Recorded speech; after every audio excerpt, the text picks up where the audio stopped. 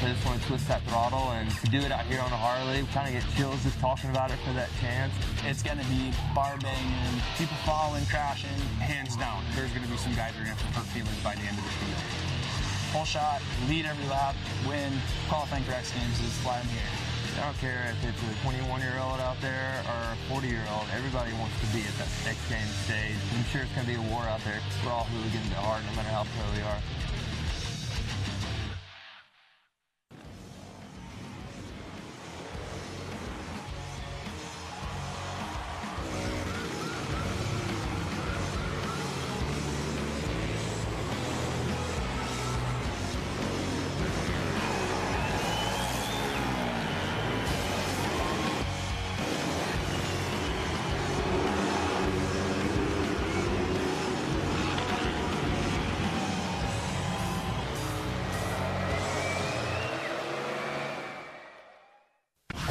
It's a perfect day for racing here in the Idaho State Capitol as we come to you from downtown Boise.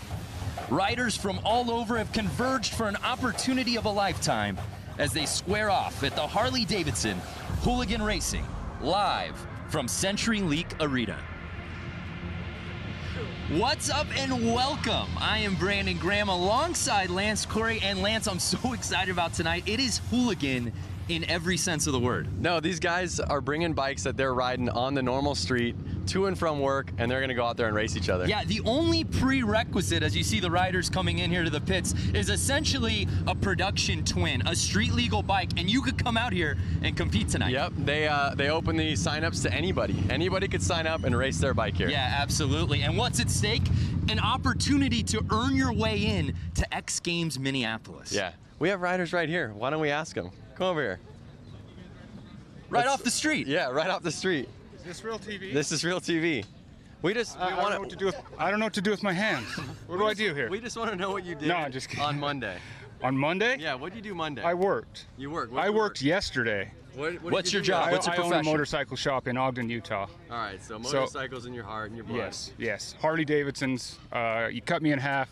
I'm orange and black on the inside. And you're ready to earn a spot to X Games Minneapolis here tonight. Yes, because I've grown up watching X Games, so the opportunity to be an X Games athlete, and on a Harley, it's a dream come true for me. That's what tonight is all about. We're about ready to set this thing off. Let's send it down to the third member of our team, live from inside the arena, Diana Dahlgren. Thanks so much, guys. Like you said, plenty of 9-to-5ers, but also some huge names heading into tonight, like Robbie Madison, the Rusty Butcher, Aaron and Brandon Gordo, Tyler Bierman and his dad, Randy, and of course, Stephanie Peets, our only woman here tonight representing. It's going to be electrifying, and they're going to be banging bars. They want the glory. Headed into Minneapolis. Let's check it out. Thank you, Diana, as we come to you now live from CenturyLink Arena inside. There you see the racers hitting the starting lineup, the crowd officially invading in here tonight.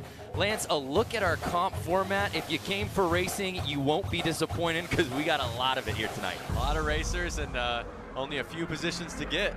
Yeah, we're kicking things off with 81 riders total, broken down into multiple heats, but here is round one, heat one. Some really interesting names on this list, including our top-ranked qualifier, Benny Carlson. Yeah, we definitely have a lot of guys out there, and a lot of guys, and they got to qualify into 4th place, right? That's right. So here's how it works. As you saw, each of those heats, top 4 moving on into the semis. Then, of course, there's an opportunity to get to LCQ, but we walk the line now, taking a look at this rider lineup. As we said before, our top-ranked qualifier, Benny Carlson, there you see there in the 45. Notice a couple guys are wearing leathers, a couple guys are wearing motocross gear. I'm looking for somebody wearing jeans. Yeah. Is there jeans out there? I thought we had denim in every heat. I could be wrong. I'm not seeing it out here right now, but let's kick it off. You see in this lineup. Also, Jimmy Hill, who's got a real moto part dropping August 15th, riding out here tonight. And we go. And right out the gate, the 17 bike, Sam Fisher with the overall lead. So we're going to have 10 laps out here. The laps right now are looking like 8 seconds, 9-second lap times. So Sam Fisher getting that whole shot, but will he hold on to it? I don't know. It's a quick race, but guys are banging bars. They got to get top 4. One guy's down already. 18 already down. We saw Benny Carlson in that 2 spot. He was, as we said, our top-ranked qualifier. Does he have enough to pass? The heat is on right now. I mean, this is either you're going home tonight or, you know, or you're going to X Games. An opportunity to ride at X Games Minneapolis on the line here tonight. So one of the craziest parts is these bikes are 1,200 cc, 600 pounds, and they're on a course that's barely the size of like a basketball. How about Benny Carlson's flare on the kit? I love that. Style points. Already lap 7. 3 laps to go.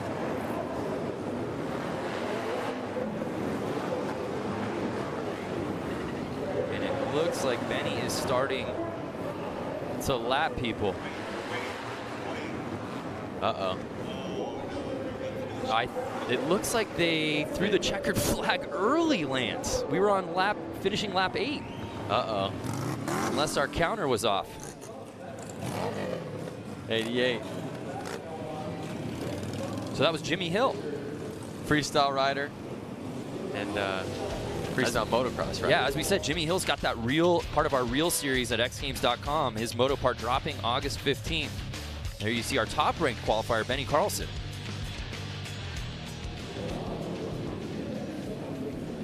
And just like that, the pace of this thing, we're already now on to heat number 2. Heat number 2. Who do we have in this one? Any familiar names? Drew Saunders from Wonder Lake, Illinois in the 00. We see the 34 bike, Jeremy DeRuyter out of West Bend, Wisconsin, 38 years old. And the 12 bike out of Salinas, California, AJ Kirkpatrick. Chris Boone, number 13, out of Goodlettsville, Tennessee. These guys are ready to go. They're wanting top 4 right now. Yeah, here is our starting list for heat number 2. So basically top 4, they're going to make it right into X Games. If they get 4th right here, they're making it to X Games. Exactly. So you're getting some pretty good excitement just right out of these first heats. Again, 81 riders out here today that will be cutting in half, that will be moving on to X Games Minneapolis. Oh, slow your roll there, Jeremy. And we're off. And it looked like Robert Bush, who got the whole shot, he's got the early lead here on lap 1. Keep an eye on 44, see if he can stay out front. Right now, Bush is in that lead. And it should be. Oh, and it looks like the 13 bike having a little bit of trouble there. Chris Boone.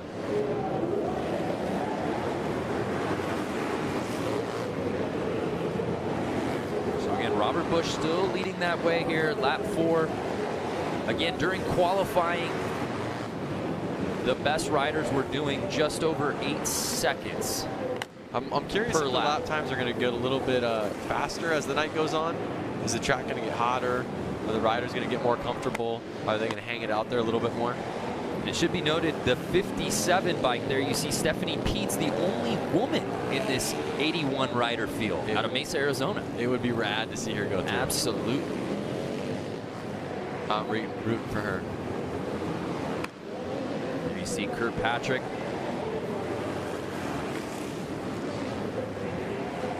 Currently right now, Kirkpatrick's going to transfer.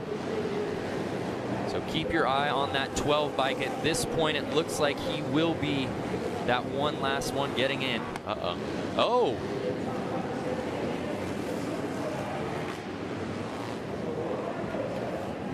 He made it. At least I think he made it. Yeah. He was rooting for it. And it was Bush that was leading from start to finish. Look at that, 47-year-old. He's the oldest one in the class. And again, it just speaks to the storyline that we will really be hitting over the head all night. And that's the amazing thing, that these weekend warriors, that these guys that have 9-to-5s can come out here, and it doesn't matter if you're 22 or 42. It's all an even playing field out here tonight. But good on Bush, really leaving no doubt about it early there. You saw Boone had a little bit of trouble that pushed everybody out. But the great thing was you saw Kirkpatrick got pushed out but was able to maintain and he moves on. And just like that, we take a look at our results again. The top 4 moving on into our semifinals. And those guys are going to X Games. Just like that. You get top 4 in your heat, you're moving on not only to the semifinal tonight, but to X Games Minneapolis next month. Incredible. Yep. So we move on now to heat number 3. And again, I love, you see there the states represented. I mean, all over: Wisconsin, California, Iowa, so we got Utah. There you see our lineup. 277 there in the back. That's Tony Tucker. That's who we spoke to at the top of the show that you brought on for the Open. So awesome. I love that. He didn't even know that was coming. No, he didn't. So cut me open and you'll find Harley-Davidson inside. He was wrenching on bikes on Monday, Tuesday, what'd he say, even up to Wednesday, and he took off in his van and came up here.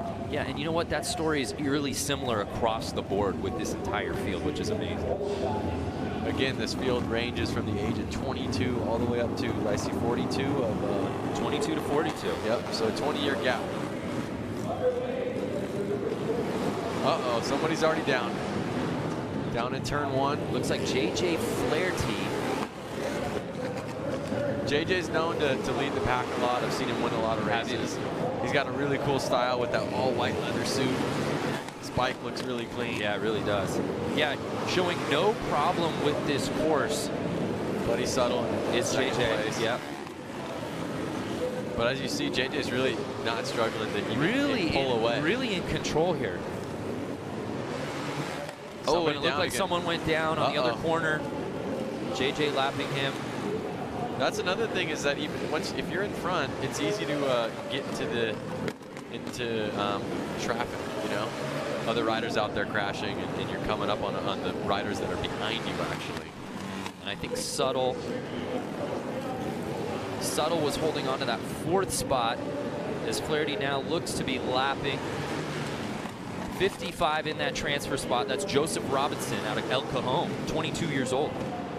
So JJ's already won X Games before in a Hooligan club. Oh, that's right, the Hooligan, yeah, Hooligan at X Games. So it's no surprise here that he's showing no issue with this course. And then when you see JJ in the pits, he's always smiling, always saying hi to everybody. And you can tell he doesn't take it serious, like he's enjoying himself. That's really what this class is all about. So it's 25-year-old JJ Flaherty out of Milwaukee, Wisconsin, taking the top spot, moving on to the semifinals, and moving on to X Games Minneapolis. That's what I love about this Road to X Games qualifier here in Boise that we debuted last year, but it was just skateboard and BMX. Now to add Harley Hooligan in the mix, and to see all of these riders, non-professionals, come out with an opportunity to move on to the ultimate stage. It doesn't get any better than that. But there you see Flaherty just got the whole shot. Just showed no issue whatsoever. And for the 2nd straight race, we saw a guy really leading from start to finish. Yeah, and leading smooth. And you could just see it's about how smooth you are to really win the race.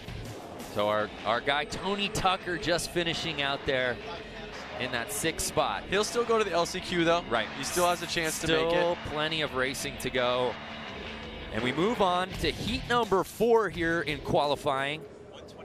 And there's a pretty big name amongst that crew. There you see 122. Might have a few more sponsors than everybody else out here today. I'm talking, of course, about Maddo, Robbie Madison, competing out here tonight. Robbie, I saw on his Instagram only about 4 or 5 days ago that he even rode this bike and tried flat track at all. That's amazing. He is a professional at dirt bikes, right, but not this skill per se. Also in this group, the 25 bike, Dan Louders, who competed at X Games Aspen in the snow hill climb, along with his brother. And once again, they own a Harley-Davidson dealership. You know, they're probably working 40, 50, 60 hours a week, and they're doing this for fun. And obviously bragging. Yeah, could he, in the same year, get into X Games Aspen and then the summer edition in Minneapolis? Not many athletes get to do both. Yep. And you're talking about an amateur getting out here, the potential to do just that. So heat number 4. They're all watching that flag. Ready for it to drop. Uh-oh. Notice some of the guys aren't wearing goggles, and they're off. Wow, and it looked like Daniel Mischler, 77, got a really good jump. Mattow's right there, and Yeah. he's at 5th place right now. So as it stands, he has to go to the LCQ. But we'll see if he can pull it Oh, we found one in jeans, and he's down. That was my pick for the night. I like that he had sissy bars, forward controls, You did. You were picking out that bike early in practice today. I have photos of that bike on my cell phone from the pits. So it looks like Mischler at the 77 plate is still leading the way. Where's Matto at? Louders at 25.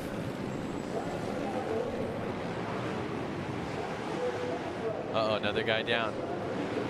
Who do we have down right now?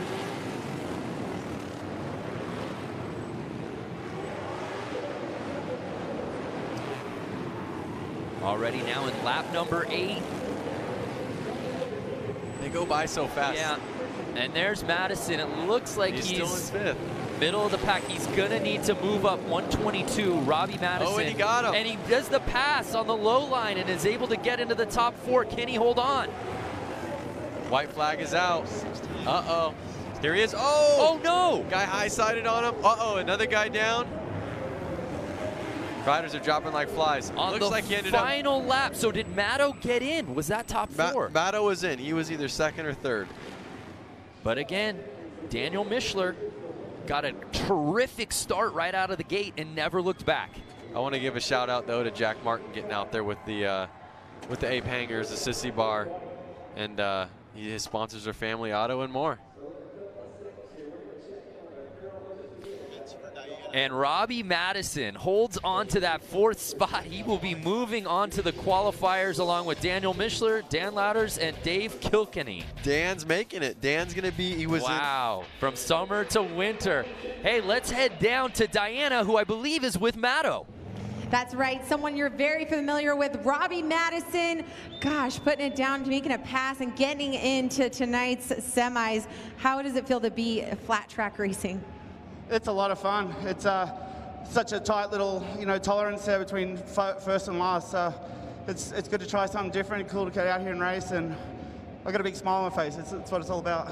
All right, well, put your hands together. Robbie Madison coming, joining the Harley-Davidson Hooligan Racing, guys. Well, it's exciting. Thank you, Diana. Yeah, no shock to see Robbie Madison on the X Games stage. I just never thought it would be via Harley-Davidson Hooligan Racing. Yeah, exactly. Yeah, but it's amazing. And again, as you said, Louders, I love that story.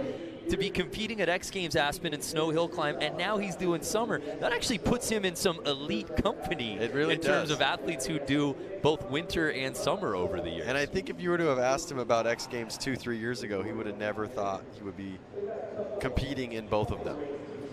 So we move on now to heat number 5. You took a look at that lineup as they come in. They're literally coming in across the street. The pits are just a street light away from the stadium. Yep. So they actually have to stop traffic so they can come through down into the arena floor. It's pretty rad. I see a lot of Harley hooligans out there. A lot of, I see Mikey Virus. He's been in the lead a couple of times at Flat Out Friday. The list kind of goes on. But so there's some notable riders here. Bike number 119, Craig Reynolds, 21 years old. Not only is the youngest rider in the field, he is a local boy out of Boise, Idaho. That's nice. So he probably slept at his own house tonight. Not only that, probably he's going to have the loudest cheering section. We also have the oldest rider in this heat, Brad Spencer, out of Gilroy, California, the garlic capital of the world, 56 years old. Yes, that's true. Our head of research, Vince. Is that true? Uh-oh. Fonz is down already.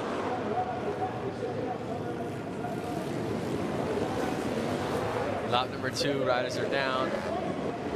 So Danny Holbus with the lead. Brandon Gonzalez. But Craig Reynolds in that second spot, the Boise boy. Mikey Virus is fighting for 3rd place right now. And there's always the question too, Lance, of obviously you want to get into the semis. How important is it for, oh, we see a pass there, to win qualifying, right? Because we see that certain guys like to be the top-ranked qualifier. It's not just enough to get into the top 4. It teaches you how to be out front and builds your confidence and proves to you that you can win. So it's a lot nicer going into your second race knowing that you can win it. So we saw 56-year-old Brad Spencer make a really nice pass earlier. And he's behind Brandon Gonzalez out of Buena Park, California. Brandon's another one that I personally know. He's actually a CNC welding machine salesman, and he travels the United States selling welding machines that are CNC welders. That's amazing. So this might have been a business trip for him that just coincided maybe with him racing here at Harley Hooligan. But that's how it is. These guys have normal jobs, and you know, when they come home on the weekends or whatever it is, they're working on these bikes, they're having fun with them, and then they go out and race each other. Brad Spencer looking hurt. Yeah, 56-year-old Brad Spencer. There you see grabbing at his leg. And heat number 5 officially in the books.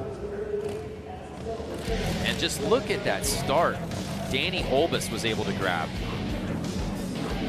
Bonds right down, barely even into turn 1. And look at that right there where Spencer makes that pass. That was textbook, Lance. Just hugging the inside corner. You could see the confidence in him when he did it. He had his eyes on the prize for sure.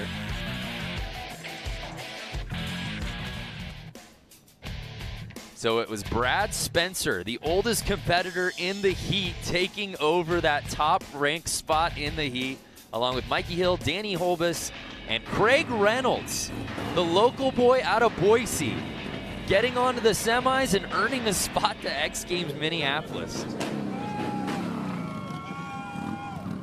So we move on to hit race number 6 here. Frankie Garcia, 2:14. I know that's a guy you know pretty well. Yeah, Frankie qualified 6th for this race, so he got first gate pick, which I saw him out on the track by himself, kind of deciding whether he wanted to be all the way inside or in the middle. He was really debating on that. And the crazy thing about Frankie is he has to be back to work by Sunday at 1 p.m. So he's going to leave Idaho and make it back to California. He's trying to leave tonight to make it there.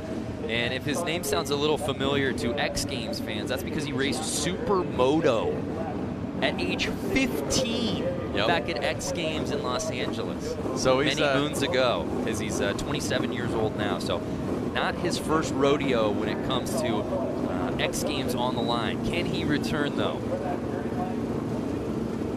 He is not shy to concrete and dirt bikes.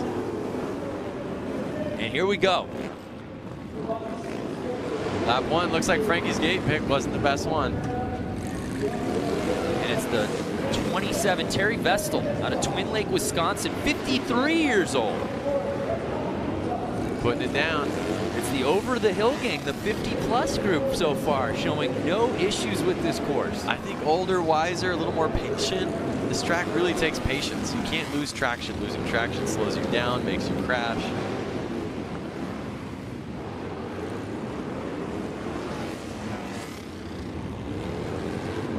Just joining us, 81 riders out here today. We'll split that number in half to move on to the semis.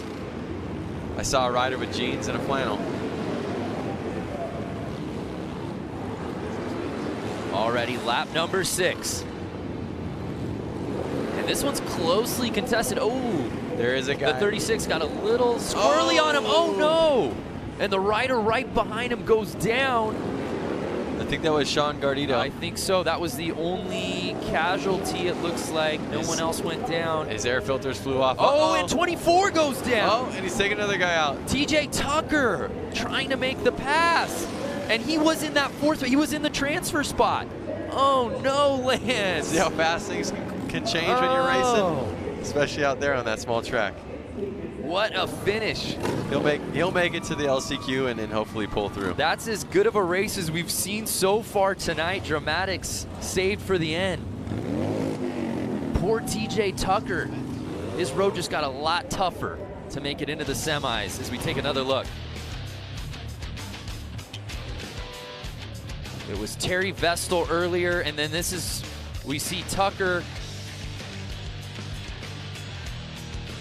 If they touch tires, it just pushes you down. You can see it was a yard right sale right there. Air filter everywhere. But again, Vestal left no doubt about it. Got the whole shot and never had anyone in front of him.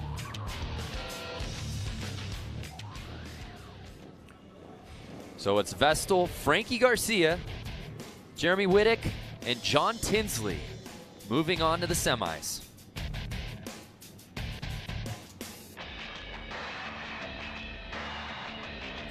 This one we have Rusty Butcher out there. He's definitely, he's won a lot of these hooligan races. I think he qualified pretty high up today. He qualified in 7th place. Now, if you don't see Rusty Butcher's name up there, for legally speaking, that would be Mark Atkins, number 22. Also in this group here, heat number 7, Tyler Bierman, a guy who's no stranger to the X Games stage. And also riding with Tyler, the number 5 plate right there, Randy Bierman, his father. So one of the cool things to think about is number 3X, Scott Jones. He's actually works for SpaceX and builds the rockets that are going up to Mars. And Randy was having his way. He actually qualified above Tyler for placement tonight. It's about being wise and patient out there. So 22, Rusty Butcher. The Biermans, number 5 and 653, back to back. But Mark Atkins is completely ahead of the pack. Yeah, and there you see Randy Bierman holding on to that 2nd spot. Now, do you think the Biermans would play tough on each other? Ooh, someone looks down, and he might. That's Chris Wiggins of 09. Down and stuck under the bike. Those bikes are 600 pounds, and they're not easy to get up off of you. And Bierman in that 653 bike. Does he want to get to semis? Absolutely. Does he want to qualify for X Games Minneapolis? Definitely. Does he want to beat his dad? Absolutely. But the dad wants to beat the son. Right. And dads always have dad strength. Dad strength. You know, Randy Bierman may not have lifted a weight in the last decade. I'm not trying to guess here, but you got old man strength when you become a dad. It's all in the mind. So we begin now lap 8. And again, oh no! That was Randy. Randy Bierman. No, was it? Yes, the 5 bike. Are they both down? Randy and he brought down Jeff Hogan in the 21 plate. Oh, man. What was going on there?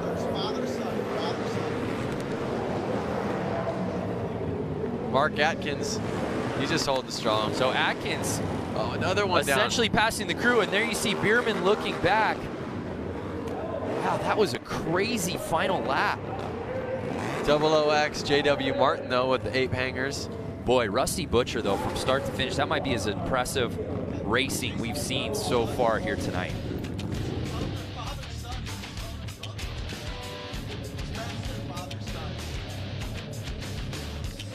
There you see a look at Tyler Bierman, who just avoids the carnage.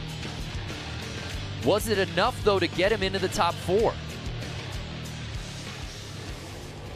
It was. Atkins, top-ranked qualifier. Tyler Bierman, 2nd. Scott Jones, Juan Arceo. And with that, Tyler beats Dad Randy out here at heat number 7. So we have Scott Jones and Juan. They're both. Well, let's head down to Diana, who's with the Biermans. Hey guys, so we are here with father and son, Tyler Bierman, Randy Bierman. Give a big round of applause. Tyler, I was talking to you earlier in the pits, and you were telling me how your dad was kicking your ass earlier, and now here he is. He went for the fall, but hey, what a great race between you two. Yeah, the thing is, we got to get top 4, and you just got to stay on 2 wheels out there, and Rubin's racing, and you know, you get to lap traffic quick, and it's inevitable. It happens. It got me in practice 3 times, and unfortunately it got him when he was in 2nd. We would have both made it to the main and X Games, but I know he's a badass, and he'll be back out there in the LCQ and put her in the show. That's right. You're getting a second chance. You went down, unfortunately, almost made it into the semis later on, but you're going to the LCQ, which is important.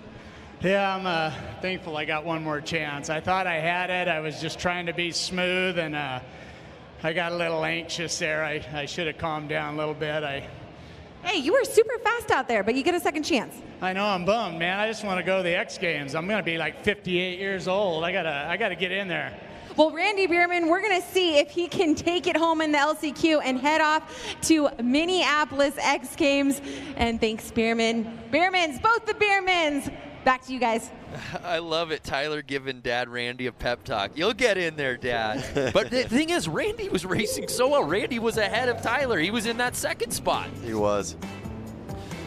So this is our final heat in the round of one. Partner, this thing is flying by. Some really interesting names. One to keep your eyes on, 44X Dan Jacobson. Dan actually helped build the scaffolding for US Bank Stadium, which is where we host X Games Minneapolis. What an extraordinary story that would be if he could end up racing there at X Games Minneapolis in a stadium he helped essentially build. That's definitely some bragging rights to his coworkers when he goes back to town. Like, hey, I raced in the stadium we just built, for sure. So this is our final heat here in round number one. Of course, we'll be having LCQ races and then the semis, which would lead us eventually to our final. So again, keep your eyes on 44X. He's really shooting to make it into the X Games so he can race in his hometown in the stadium he had a part in building. So there's a look at our lineup. 429, Ricky Renaro out of San Jose, California, 27 years old.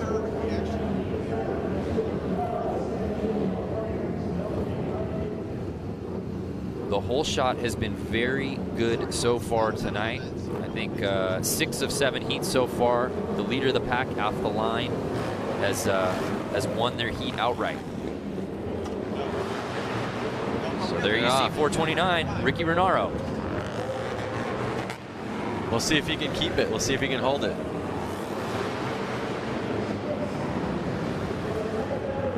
I want to know where 44X Dan Jacobson is. I see 44L, but I don't want to get confused. Numbers and letters sometimes can do that to you. Yeah. There we see 44L. That's Chris Hansen out of Grafton, Wisconsin.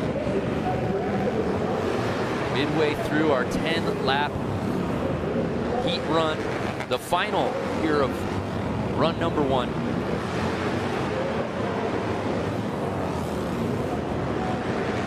So is he going to pull it? 7 laps in, it looks like he's held the lead. And who's down? Someone just went down. We'll wait to see a number on that.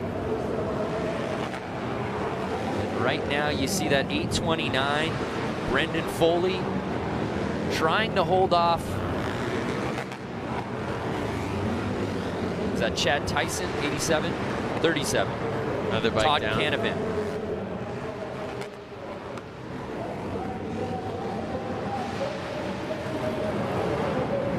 Ooh, little rub in there. Is number 87, Chad Tyson. Trying to make the pass. What's going on with the bike on the track? How come they're not getting it off?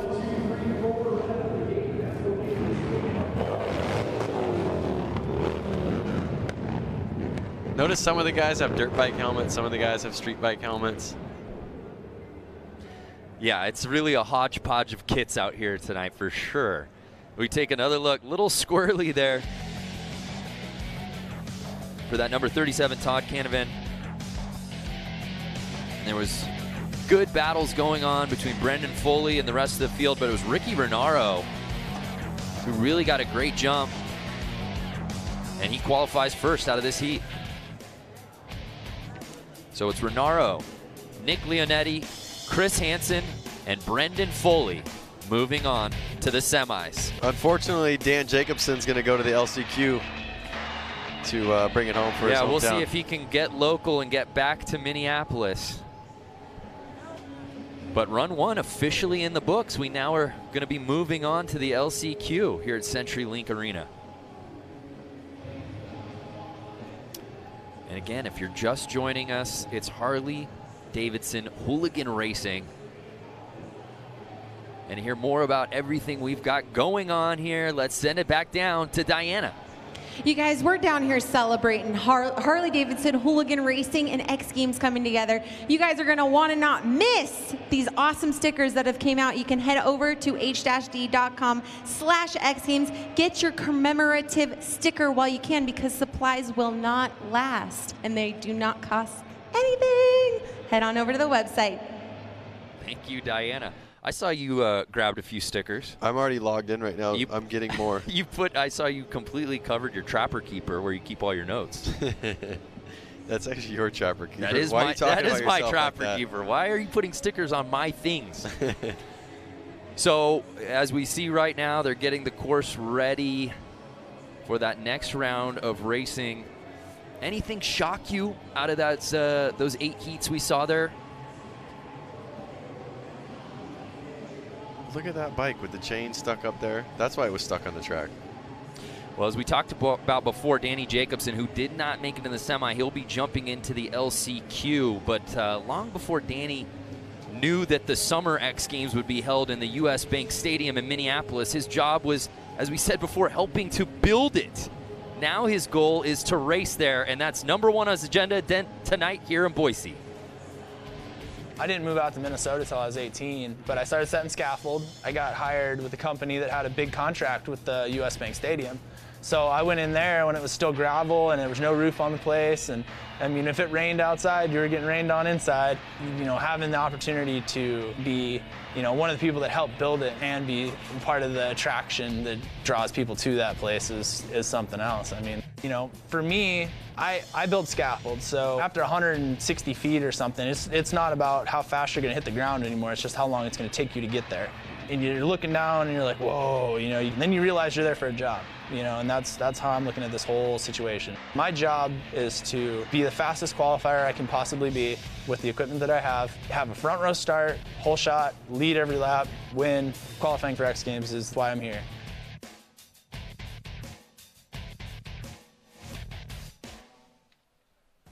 What a story that would be if Jacobson can move on. And there you see the amazing crowd we've got out here at CenturyLink, getting their money's worth, watching Harley Hooligan Racing going down all night. So we had 8 round 1 heats, right? Yep. Now we move on to 8 LCQs, my friend.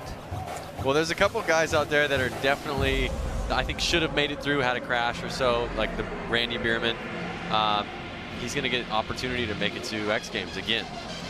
The road to X Games here live from Boise, Idaho.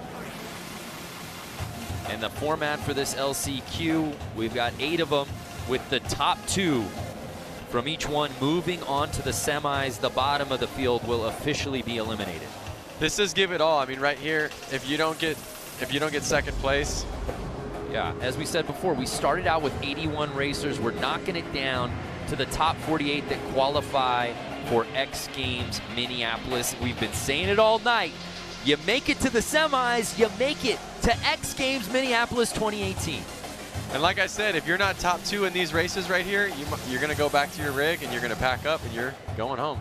Yeah, but still the opportunity to come out here. What a platform for them all. LCQ heat #1. Sam Fisher, Merle Barnett, Jimmy Hill. That's a guy we absolutely expect in the semis. Yep.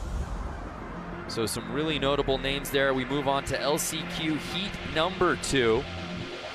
Stephanie Peets, the lone woman in the field out here tonight, trying to move on to the semis. All the way from Arizona. And heat #3, there's our guy, Tony Tucker, out of Ogden, Utah, who just came out a day ago. Yep.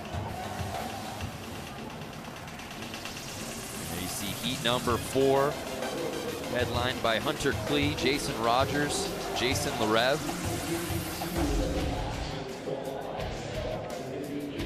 Heat #5, Brandon Gonzalez, Patrick Evans, Richard Hicks.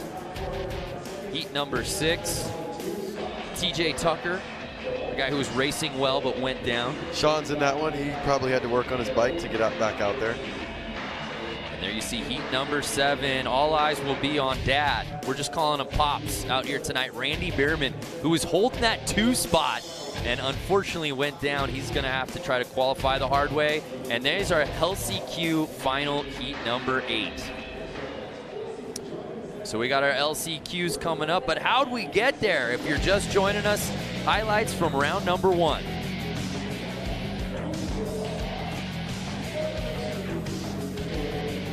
And at this point, Lance, I think now these guys, they got practice runs in, they got qualifying heats in, they got run number 1. They've got to be as comfortable as possible. Do you expect to see a little bit more rubbing out here with so much on the line? They kind of got their first jitters out the way. The gate's already dropped. They know where they stand. They know what they have to do.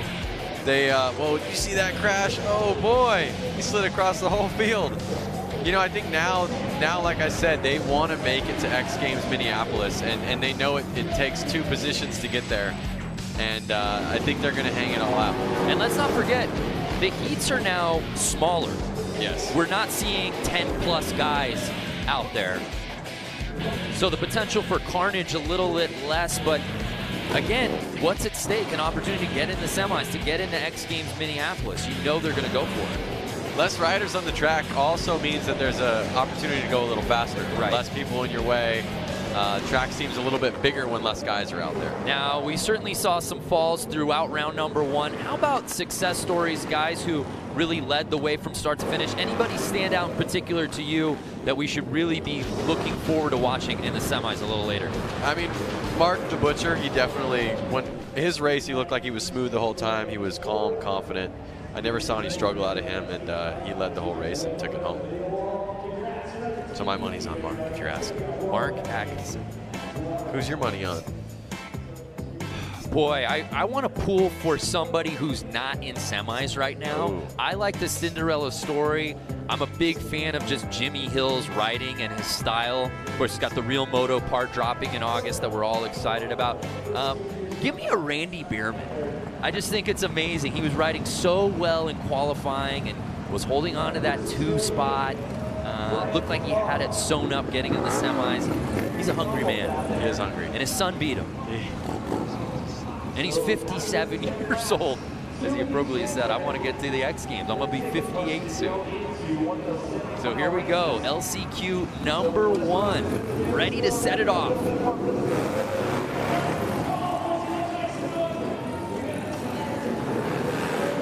Looks like number 74, Josh Sanger, getting the early lead. Oh no!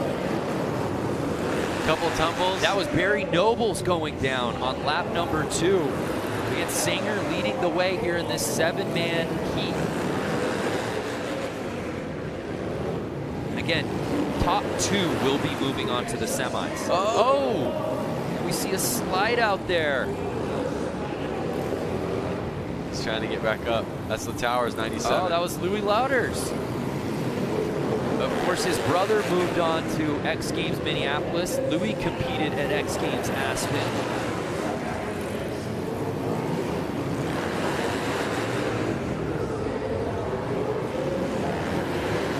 Louis had just missed the podium in Aspen. Finished 4th place in the snow hill climb. But again, it's not about top 4 here. It's top 2 if you want to get into that semi.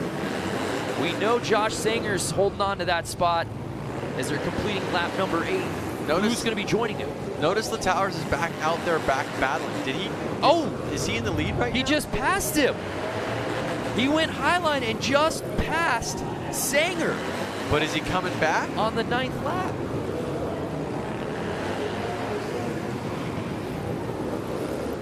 Wow. I have to see the results.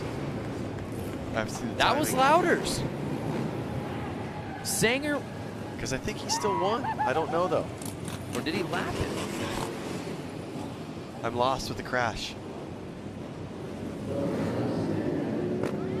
Notice how they're walking around out there with towels, picking up all the oil, the gas. That makes it a slippery situation. Sparks flying. Yeah, and hitting concrete, no bueno.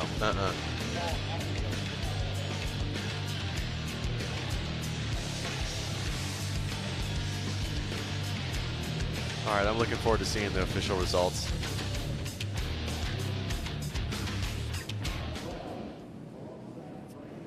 And it was Josh Sanger Yeah, okay, so he had basically lapped louder. So it's Sanger and Long moving on to the semis. Well, let's head down to Diana. Hey, Diana, how's it going down there? You know, it's fabulous. I have a wonderful view trackside down here. Looks like the soda pop on the track is very reliable for these racers. The pressure is now on. They're going to go all out. We're going to see some serious bar banging happening within these next LCQs. Who's going to have the glory tonight for Harley Hooligan? Great question, Diana. You know, she brings up a really interesting point with the soda pop as you take a look at the format. For those who might be unnuanced or uninitiated, we're not lying. No. There's soda out on the It's out on Dr. the course Pepper, floor. to be It's Dr. specific. Pepper, yep. Yeah.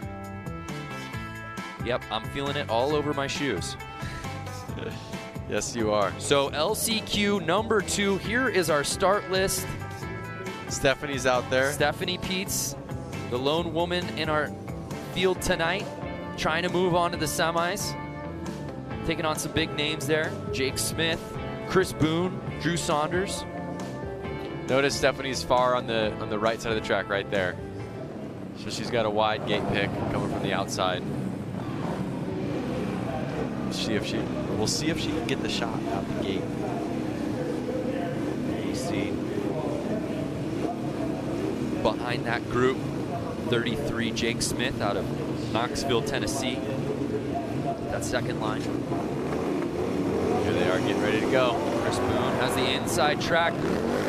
Oh, and he goes down right away.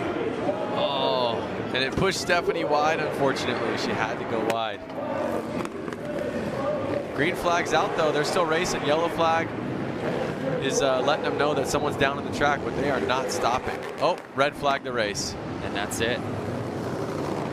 Red flag the race.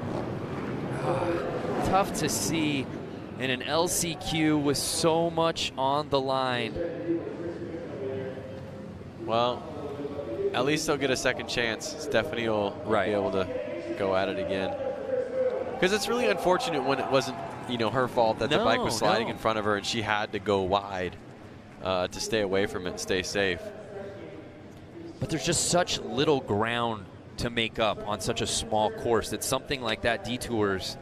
And I mean, especially when you look at the qualifying sheets, there's 86 or so riders out there, and the lap times are in the 8 seconds all the way up to 56th place. Right. And then the slowest would be 11 seconds. Right. So, I mean, you're really splitting hairs here for lap times. So we restart the race. The field obviously getting a little slimmer. So we took one rider off who went down.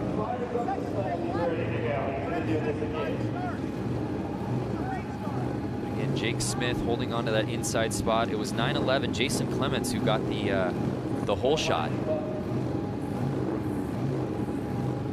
But we reset things up here. Always a bummer when you were the one that got the hole shot, though. Right. And they're going for a restart. You should give them a bike links, like a little, you know, cheater start. Is there someone you can talk to about that? I think it's a little late right now. Moving forward. Is it? A partial stagger to start. Oh no! And bike issues right out the gate. They're going to keep it going. And again, Jason Clements with the terrific start. And now it's a race for second early. It looks like Chris Boone with the pass. Oh no, getting a little squirrely. Jake Smith and Chris Boone battling it out for that second spot. I mean, and right now it's Boone. Number 911 at Jason Clements is just gone, isn't he? He's not even in the arena anymore. He's already qualified for the semi. I don't even see him. He might be able to lap second place at the rate he's going. And right now it's a race for second, and that's Boone holding on to that 2 spot. But again, keep your eyes on 33 Jake Smith, who he passed early. No free lunches out here tonight with a spot to X Games Minneapolis on the line.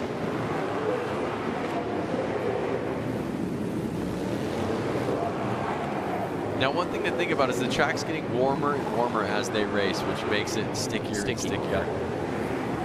So the traction is changing from race to race, and if you were earlier or later now. So it's kind of new every lap almost. Final lap.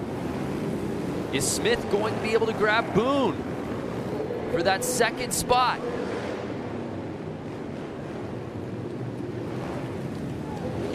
It was Jason Clements out of Huntington Beach who left no doubt about it. He moves on to the semis.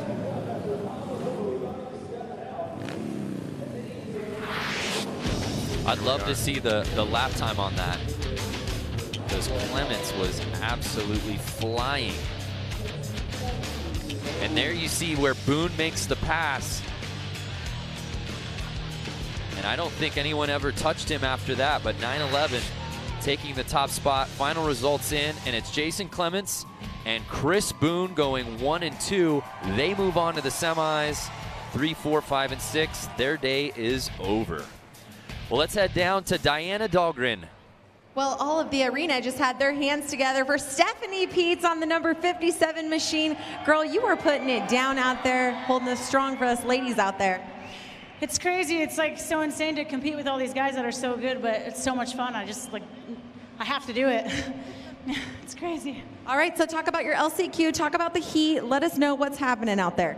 So I'm just trying to stay out of the way of any craziness. Honestly, I just don't want to die. As long as I keep it shiny side up, I'm good, I'm happy. All right, we'll give a big, huge round of applause. Stephanie Peets keeping it on 2 wheels here, Harley Hooligan.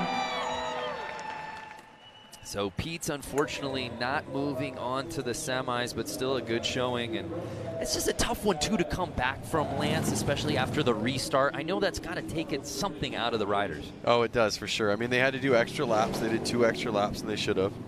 And your energy level, you were excited, or you were, it is tough. So there's a look at our start list here for LCQ number 4. And Tony Tucker, our guy who we spoke to off the top, man off the streets. You pulled him in for the show open. He was just out there working on his bike, trying to mind his own business. He didn't think I was serious when I asked him. He did. It was funny. Before we did start filming, Lance said, "Hey, you want to come up?" And he kind of said, "Ha ha." And then I think when we went live and you said, "Hey, come on up," yeah, he was like, he wasn't expecting that. He didn't know what to do with his hands. Oh, he didn't. But he's out there now, and I think he knows what to do right now. Yeah, he's in that 277. Black and blue, baby. Oh, Tony. Oh. Tony, my man. Shut the gate with his hands. Just wait a second. You know what? I'm just going to practice lap. Y'all look at this one. The victory lap, baby. That's how you do it, right? Yep. Jump the gun a little bit, but just own it. Oh, he jumped it, so he's got to start a gate behind. Oh man, he can slingshot it down from the back. Oh, Tony, we'll see if he can make up ground there. Uh-oh. But it's 66. Justin Burhow with the early lead. 27X that Jordan Baber is going for it. He's not in a transfer position, but he wants it. Again, the top 2 from each LCQ will be moving on to the semi. It's no longer about top 4, it's first or second. That's what you've got to have in your vision. Oh, and a bike gets thrown away there. But it's still 66 leading the way.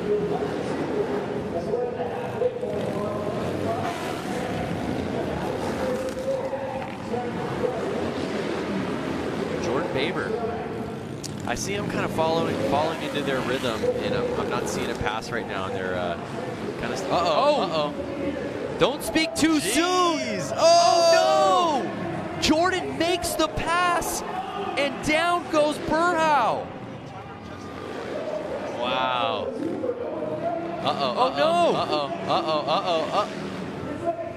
The 27 of Jordan Barber is in the lead now. How fast it can change. We were wondering if he had enough to catch up to Burhow. He makes the pass, and then Burhow goes down. And just like that, Jordan Baber takes the win here in the LCQ. And our guy, Tony Tucker. And was that Tony Tucker in the second spot? Yep. From wrenching on bikes all week to qualifying for X Games Minneapolis. Hey, when Lance Corey calls you to come on TV, you know you're going to have a good night. Dreams are made here in Boise. And you talk about what happened right out the gate with the early false start. Just like that. So he jumped the gun. And look where he's got to start from behind. Yep. And makes his move. And there we see, yeah, when Babber makes the move from second into first, and unfortunately, Burhow just couldn't recover. I thought he was going to run the bike around the entire course. Dreams are made in Boise. And Tony Tucker. What more can you say about our guy out of Ogden, Utah?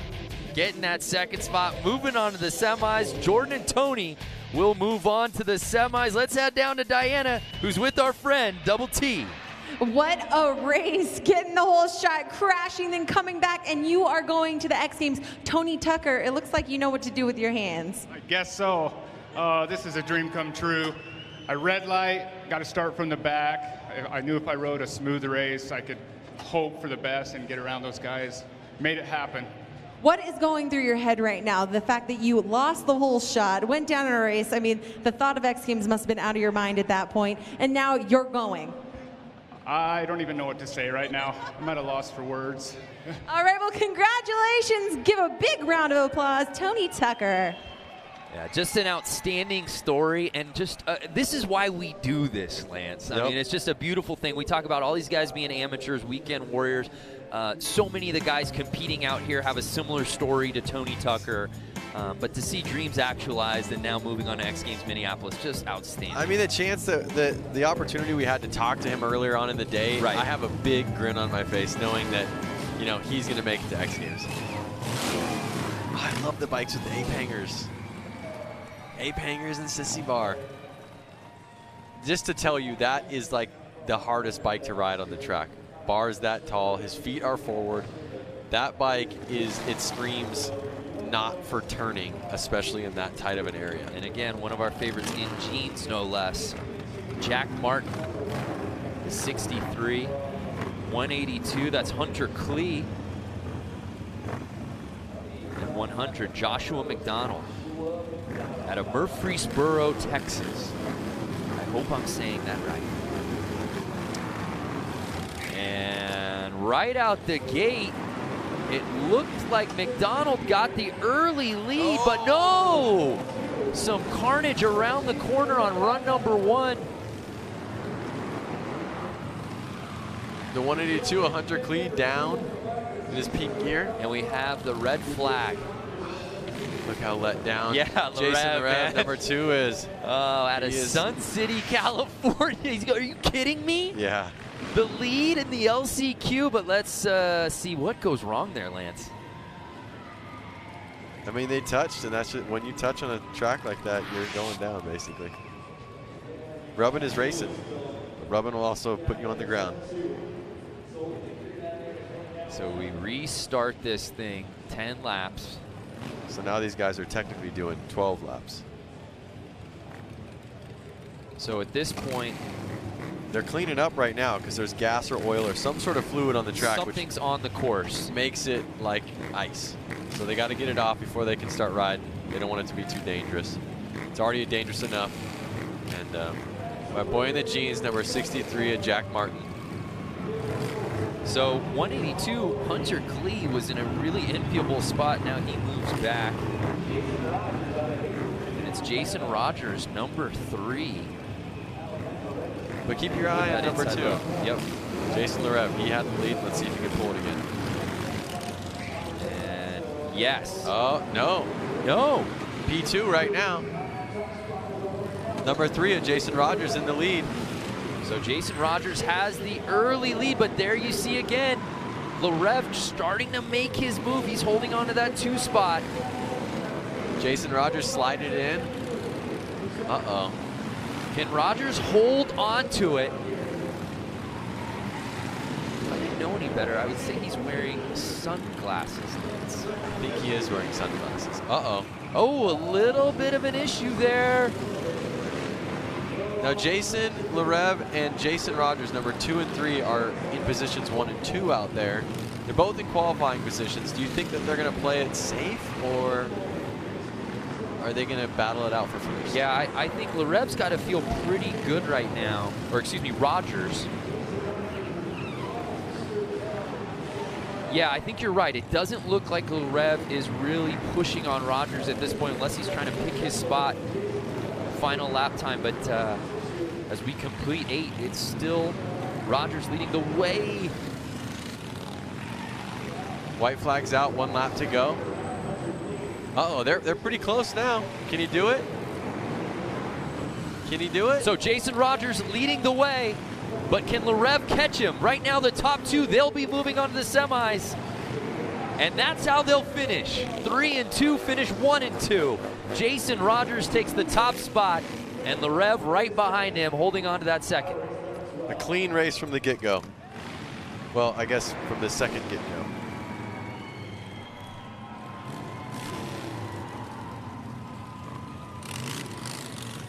Looks like he Sharpied 3 there on the gas tank. Is that it? I think so, on the other side. He's got 3 on that side. So right out the gate, this was before our reset. And we'll show you why we had to do it. Just so early on in the race, the red flag had to come out, unfortunately. Larev was looking so good, but at the end of the day, he still gets in with that 2 spot.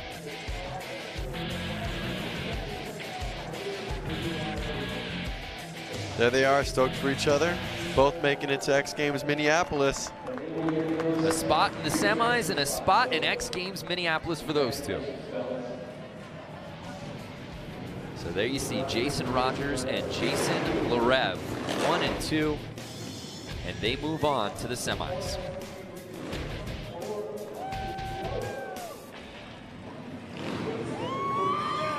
Fans out here at CenturyLink excited, and we're just halfway through this thing, man. I know, it's incredible.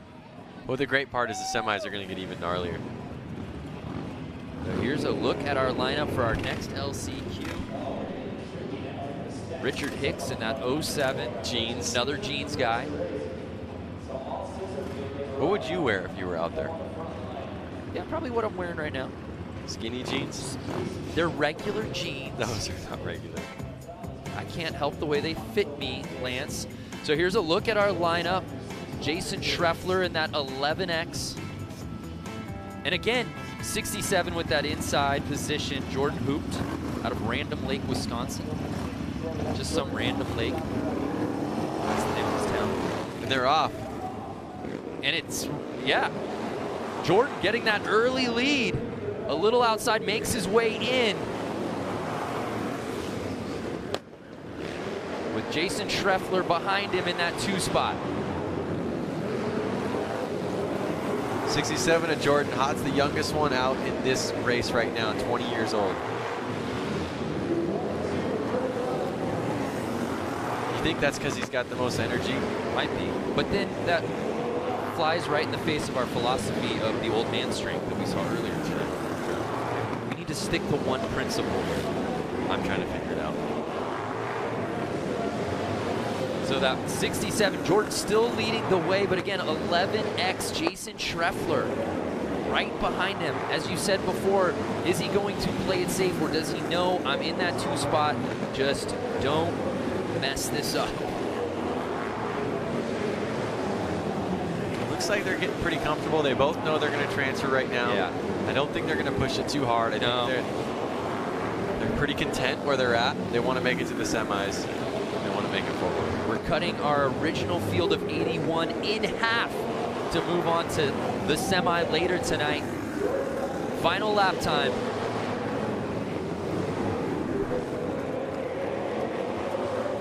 And there you have it. Hoped with some terrific racing right out the gate, had the lead, never looked back. And it's Schreffler right behind him, 11X. Both Wisconsin boys. And they're moving on to the semis. So So you saw this early, got a little hairy there with the 71 bike early, Patrick Evans.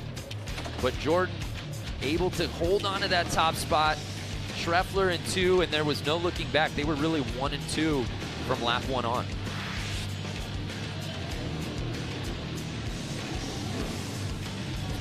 So those two move on to our semifinal, move on, of course, to X Games Minneapolis, and unfortunately 3 through 6, their days officially in the books.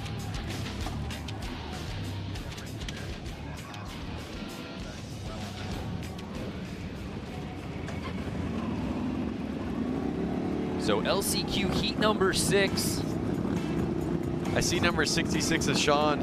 He had to definitely go back and work on his bike. I saw parts flying off his bike when he crashed in the last race.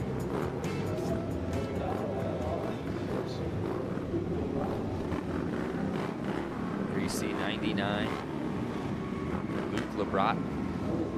The 24, TJ Tucker.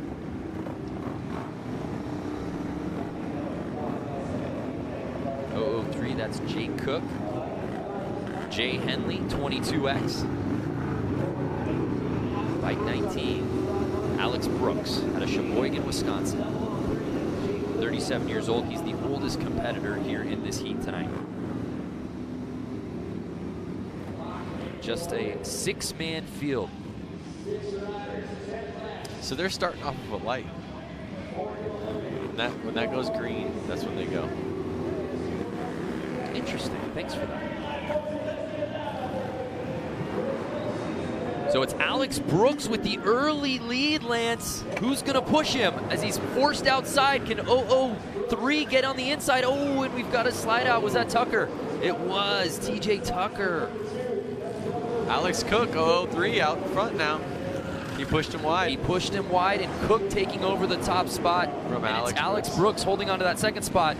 But don't look over your shoulder, Alex, because you've got somebody on your tail. Jay Henley in that third spot, that bubble spot, trying to move up to number 2.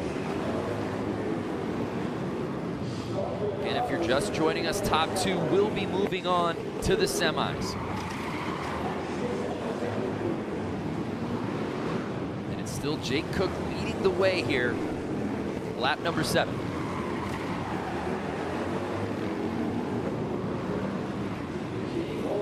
Now if you notice, Jake Cook, number 003, his sponsors are Rusty Butcher. Right. So Mark Atkins supported him in some way to get here. Yeah. He's got a couple of riders. Yep. And that's really cool about these guys is that they give back and help other people get here and race. Yeah, because as we said, a lot of 9-to-5ers out here, but there are a handful of guys with some legitimate sponsors and certainly some big-named pros from other disciplines. And just like that, the race officially in the books. And it's Jake Cook, 29 years old, out of La Habra, California, taking the top spot.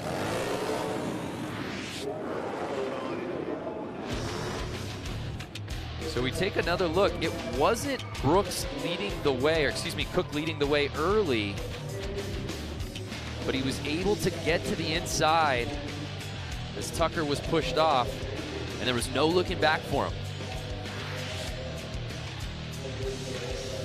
So Jake Cook and Alex Brooks moving on to the semis.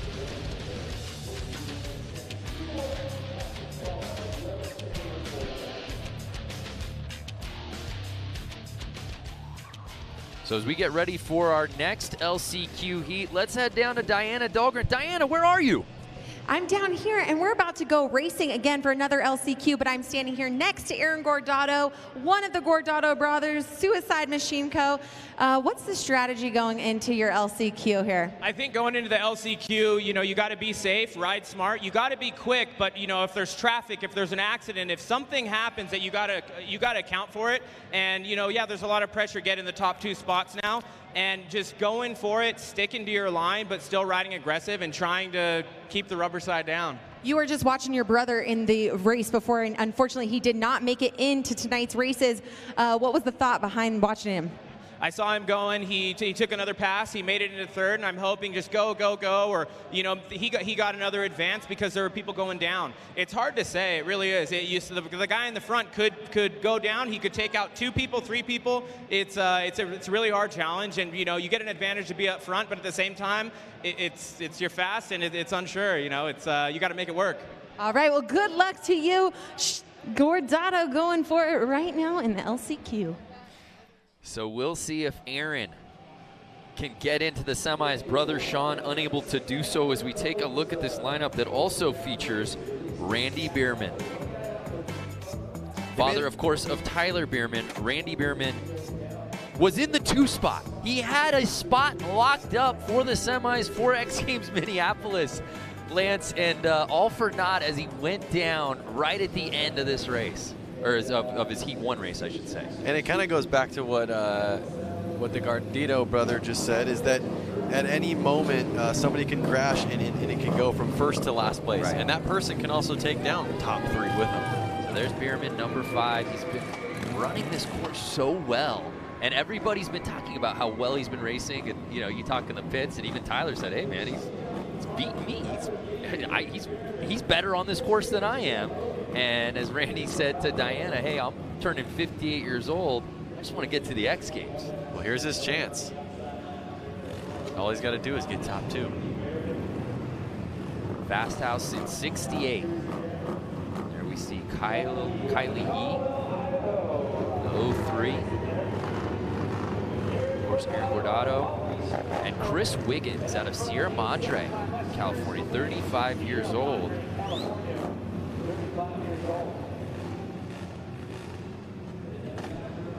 Got a couple of street bike helmets out here on this one. Yep. And they're off. And right away, Bierman looks to take the wide lead. Can he cut it? And he does. He wants this. Yeah, there's no doubt about it. Aggressive riding for Randy Bierman as he takes over the top spot early on. Wow. Now that's some racing, Lance. That is racing. I mean, he had to come across this track to get it.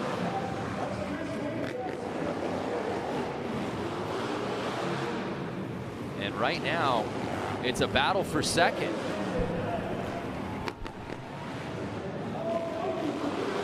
Now, Aaron Gardito on 46 and Chris Wiggins 09. Oh, no, and Bierman goes down. And he had the lead. Oh, heartbreak again, Lance. Man. We didn't get to see it. I'm curious to see what happens, but that's not a spot you want to be with the lead getting into the semis on the line. Poor Randy Bierman. So that puts Aaron Gardito in the lead, number 46, and right behind them, Chris Wiggins, 09. Looks like they're in a transfer positions, and they are friends, so they're going to probably play easy on each other, not take anyone out. Try to ride a smooth race and make it to the semis. So Aaron Gordo leading the way right now. Chris Wiggins out of Sierra Madre in that 2 spot. Will anyone catch Wiggins? Ooh, Wiggins right on the inside. He got it. He got it. Last corner. Wow. And you saw Aaron Gardito of 46. He shook his head like, dang it. A win's a win. Bragging but look, I want to just show you, Bierman, how he comes basically from the wide position and aggressively comes over to take that top spot. We said he's not messing around. Oh, and it just slides out from under him. Kind of goes back to the same thing he said about himself in the last race. He was in the lead, he knew it, and he should have ridden a little bit mellower. He said that in the last interview. Just so tough to see because the mentality was there. Chris Wiggins, as you said, inching with that win last second, but Gordo moving on. That's bragging rights right there. Yeah, Gordo must have been good luck charm talking to our own Diana Dahlgren right before the race. Let's just keep doing it. Diana, I know you're down there with Randy Bierman. Tyler joining us. What you got? Yeah, that's right. Standing here alongside Randy Bierman. Man, what happened? Had the lead. You had it on lock and then went down in the corner. I don't know what happened. I kind of came up on some slower riders and just kind of lost my concentration, and thing just got away from me. I am totally gutted right now. Oh, I know. I can't even imagine what you're thinking. Tyler, you were watching your pops down there racing. What was it like? I was up there and I was filming the whole thing, and we were all saying, you know, he's just got to ride it in, and you know, it'll reach up and grab you that quick. And I literally jumped out of my seat, and you know, my heart broke right there with him, but it's all good. He was riding good, and you know, it's part of the sport. So. Are we going to see you back here next year for Harley Hooligan Racing? Well, absolutely. If Roland Sands will let me ride his motorcycle some more, I would love to come back and redeem myself. All right, well, the people of Boise have enjoyed watching the Bierman father-son duo. Big round of applause for these guys here tonight. Guys, back to you. Thank you, Diana. Yeah, he's gutted. Well, I'm gutted here in the booth. I'm just trying to figure out, is there a wild card spot we can give him for Minneapolis? You want to talk about somebody who's been uber impressive all night long and has nothing to show for it, won't be qualifying on to the Semi or X Games Minneapolis. That's just heartbreaking, man. It is. So it's time for our final LCQ of the night. Again, the top two from this one will be joining everybody else who moved on to that semi. And we've got a good group here. Headlined by Dan Jacobson, the guy we were talking about who had a hand in building the scaffolding over at US Bank Stadium, the home of X Games Minneapolis. What a story that would be. I mean, he's going to be home no matter what anyways. He's got to get back to work. Yeah. Might as well be racing at X Games while he's there. That's for sure. 44X, Dan Jacobson. That's the guy to keep your eyes on. Great paint job on that bike, by the way. The Evil bike. So it all comes down to this, our final LCQ of the night. The top two here will be moving on to the semis. 4 of them out there. And it's Jacobson who takes the early lead. 87 right behind him, Chad Tyson. Right now, Tyson holding on to that 2-hole, but it's Jacobson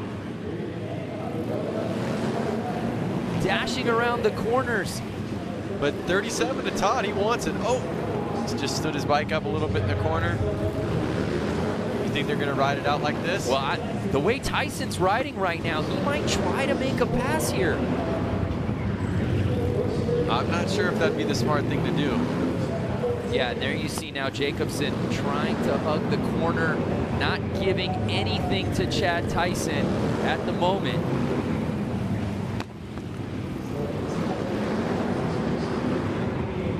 Tyson following his trail right now. As you said, it doesn't look like he's trying to make the pass. They're all pretty close. Yeah. And he slipped. This whole position yeah, can change. And Todd Canavan, don't count out 37. He's trying to figure out how to get in front of Tyson right now.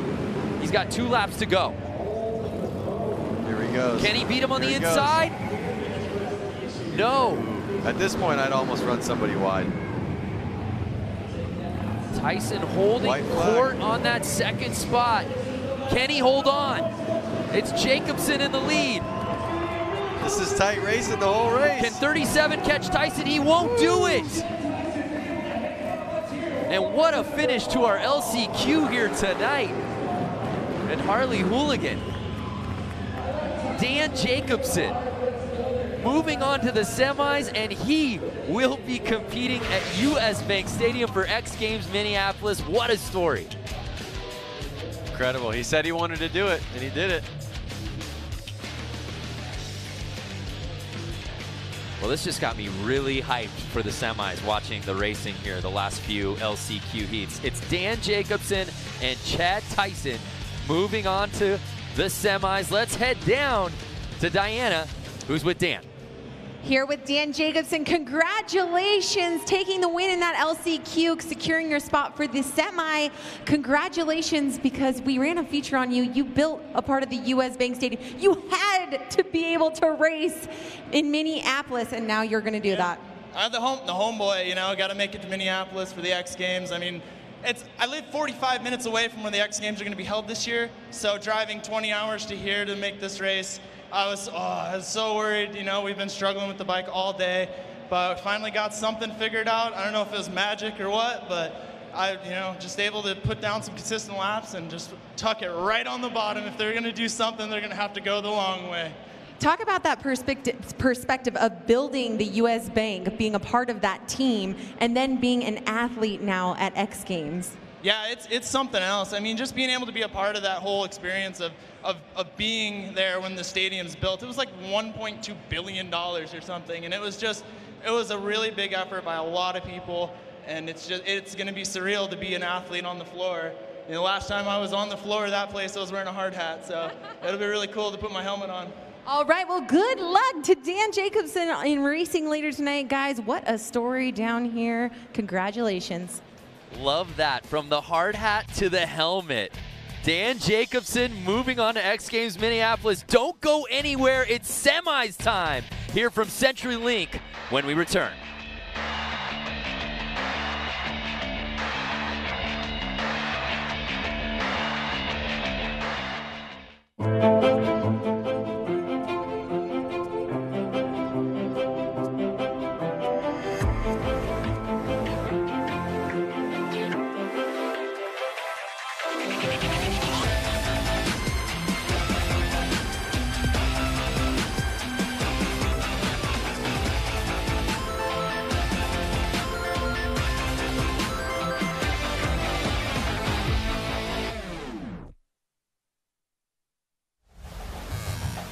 You can't come to Boise, you can't come to Idaho without trying the potatoes, but it's been an amazing home for sure. We welcome you back to the Harley-Davidson Hooligan Racing here at CenturyLink Arena in Boise, Idaho. It's semifinals time.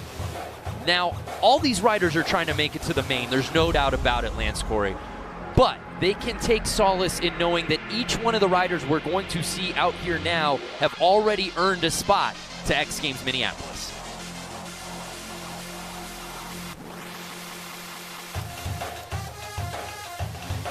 Got so many great athletes who earned their way in. One guy in particular who really loves motorcycles, Buddy Suttle. He fell in love with the sport at an early age and has been consumed by everything from popping a wheelie to learning the mechanics of a bike. When I was super young, my dad took me to like a poker run, and all the Harleys were out there. I just loved checking them all out, seeing the different styles. And this one guy came out and went out on the street and did a power wheelie and like took off super fast. That will always be in my head, you know, that noise and just the way he looked. And I was just like, I want to do that when I get older.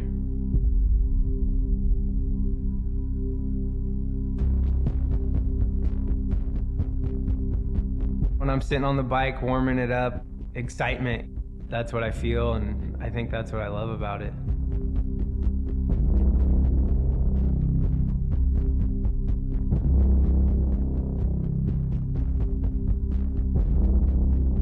It's hard to explain in words how it makes you feel riding the motorcycle.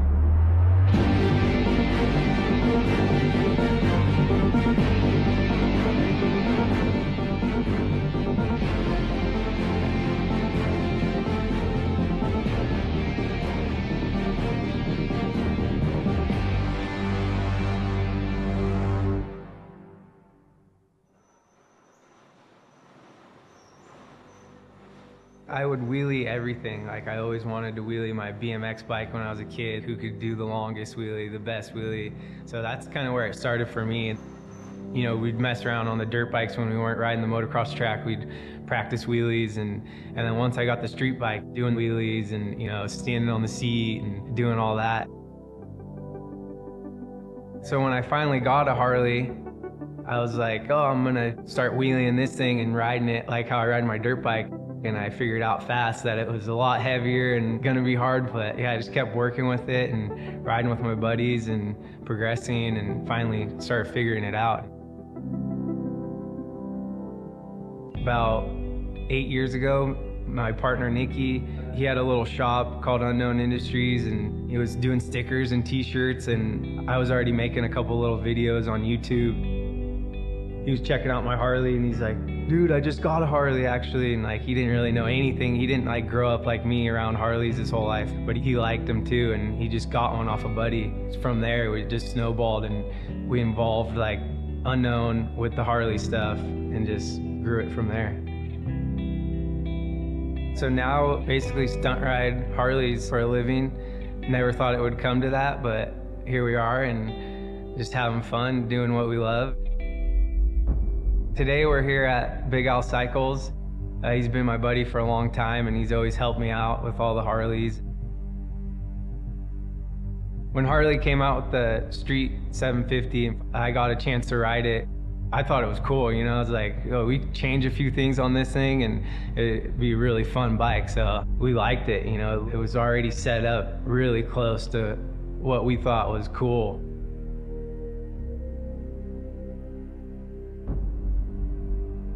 For the racing stuff, you know, put the good tires on them and change your bar setup, and we chain drive them, and, you know, little upgrades, but, you know, not too much. And it's just fun going out there and racing with your friends and having a good time.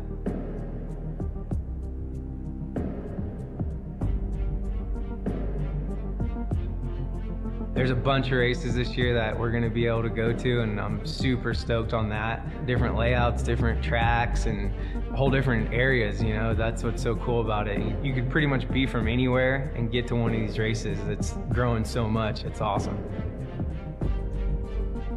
For the 2018 season, we want to grow and get all our buddies in there and involved racing the flat track bikes. So we got 4 of them now, and maybe we'll have more later, but yeah, we're gonna get everyone involved.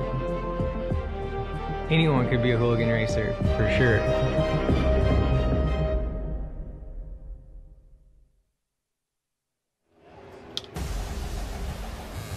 What? It's semis time here at CenturyLink Arena. 48 riders, 4 heats divided down into 12 athletes per heat. 10 laps per heat, and the top 3 from each one advance. The rim.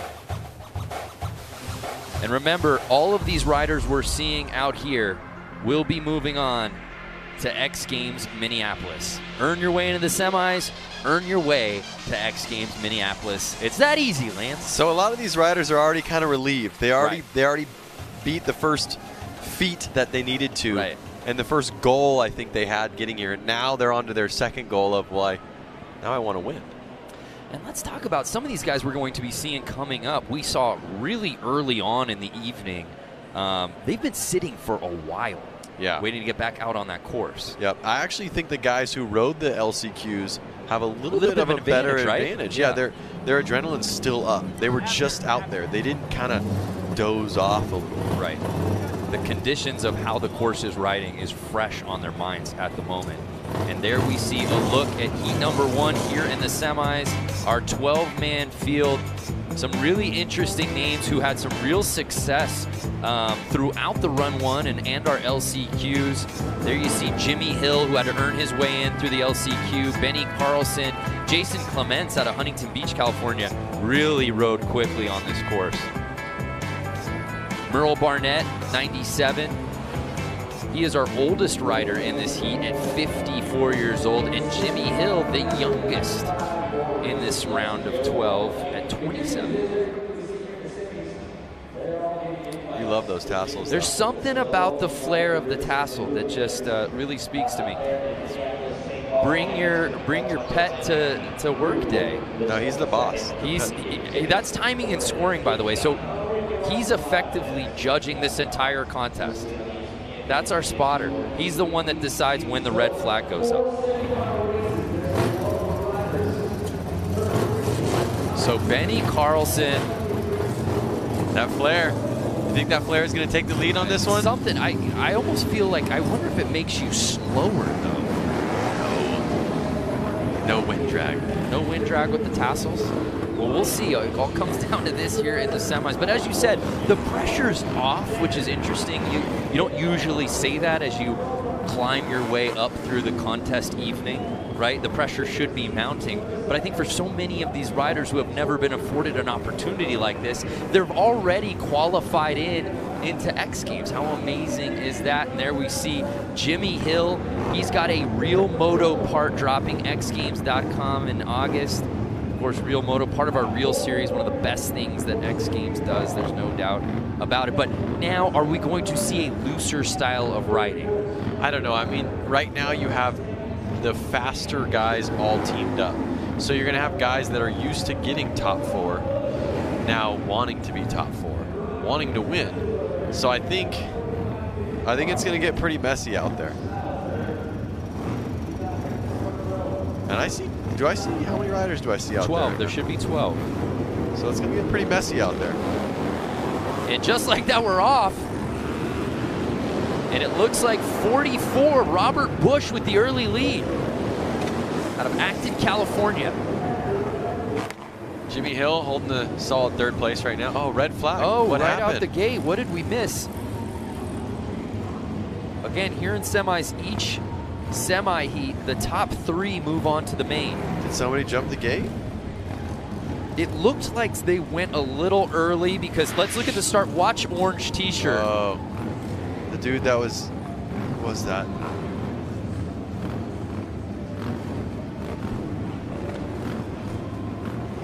Just it was kind of a... Didn't get off the course in time, but it looks like it'll just be a restart. That red flag came out very early.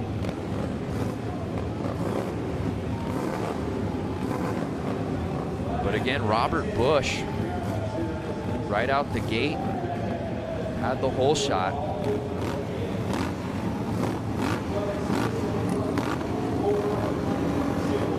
Safety first. There wasn't something safe about it. They're going again. Of course, entirely clear, but we restart our first semi here tonight. Oh no! Oh! Guys down, getting run over. And that's... Parts are on the track. What do they call that right there? Yard sale. Yard sale. Another red flag. Red. See what I'm saying? These guys want it. Right. And they're willing to hang it out and again, you want it. You want to get into that main. You know you've already made it to X Games Minneapolis. You're going to put it on the line. Let's see what went wrong here. And it looked like Carlson had the lead, and then a bike drop. And who was that? 34. Jeremy DeReitler just couldn't get out of the way. Do you notice the 34 has a license plate and brake light on his bike? He does. I did see the brake light earlier.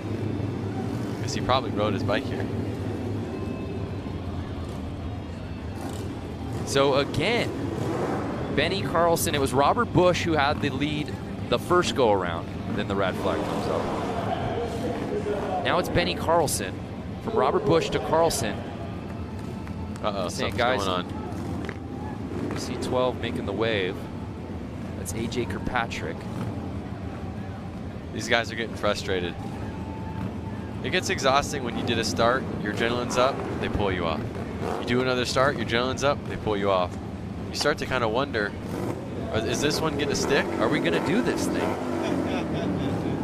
There you see Hill saying, bring it back, let's go. They want to go, they're fired up. Yeah, and heart rate's already up. It really flies in the face of what I was asking you before this semi. Are we going to see them all lay it out on the line? Are they going to ride a little bit looser? Just the opposite. It is tight out here in our first semi. Cleaning up some oil, some gas. Cleaning up the spillage there on the course. Hopefully we'll be good to go here.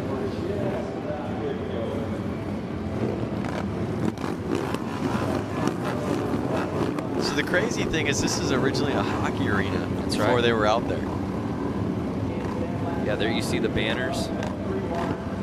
You think they're just going to put the ice right over? The ice right over. And we're off. Will this one count? Oh my goodness.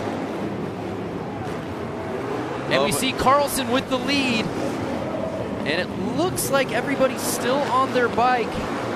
And they are on the gas. I mean, I can hear how loud it is. And again, it's Carlson and Bush. 1 and 2 right now. Again, the top 3 moving on to the main. It was Bush who had the early lead before the first reset. Carlson on run number 2, and they're 1 and 2 here on the 3rd start. And those tassels are not affecting the drag. Not at all. I couldn't have been more wrong, Lance. I'm eating my words. Halfway through this race, lap 5 of 10, and the tassels are taking it away. It's Carlson with the lead. Again, the top 3 moving on. So does the strategy come into play here? If you're a Robert Bush, number 44, do you just hold on to that 2 spot, or do you try to make a move? You want to win. So that's on the bubble right there, number 17, Sam Fisher. Oh, Bush was down. Robert Bush. Did Bush go down? Yeah. Bush was in the 2 spot. He goes down.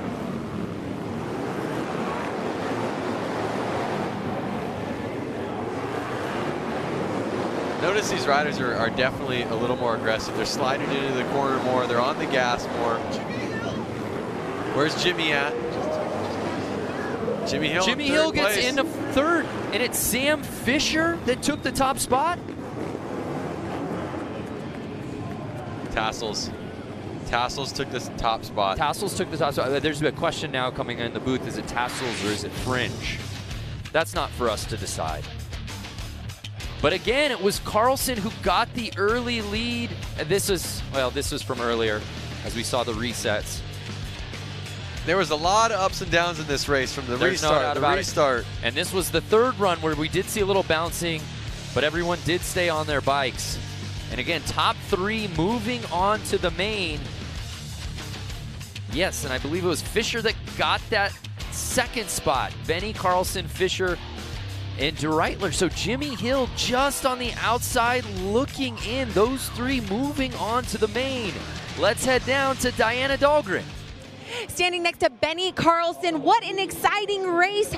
Walk us through it. Yeah, we've had a good night.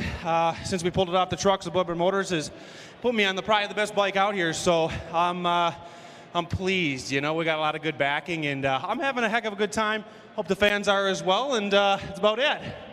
You raced Supermoto at X Games. I mean, I'm really feeling like what brought you through all those red flags and all those hiccups was this fringe. Get a shot of the fringe, cameraman. This is what brought him through all the hoops to jump through tonight. Yeah, you know, when you're a hooligan, you got to have your own little kind of like a sauce on the night and make sure you stand out a little bit. That kind of seems what it's all about. But we're out here having fun. Can't say enough for all my sponsors, and we'll go from there. Well, congratulations to Benny taking home the first win for the semi tonight. The Flair bringing it here to Harley-Davidson Hooligan Racing. Guys, back to you. Yeah, Carlson with the appropriate amount of Tchotchke's flair on the kit here tonight, and he rode it away. And just, you talk about what a struggle it was to really make it 3 goes before you finally get it off, but he really led from start to finish. There's no doubt about it. We move on to our 2nd of 4 semis. Some really interesting names in this one as well. Of course, Dan Louders, Buddy Suttle, who we saw that wonderful feature on, and how about Robbie Madison and Tony Tucker? Yep, crowd favorite, Tony Tucker.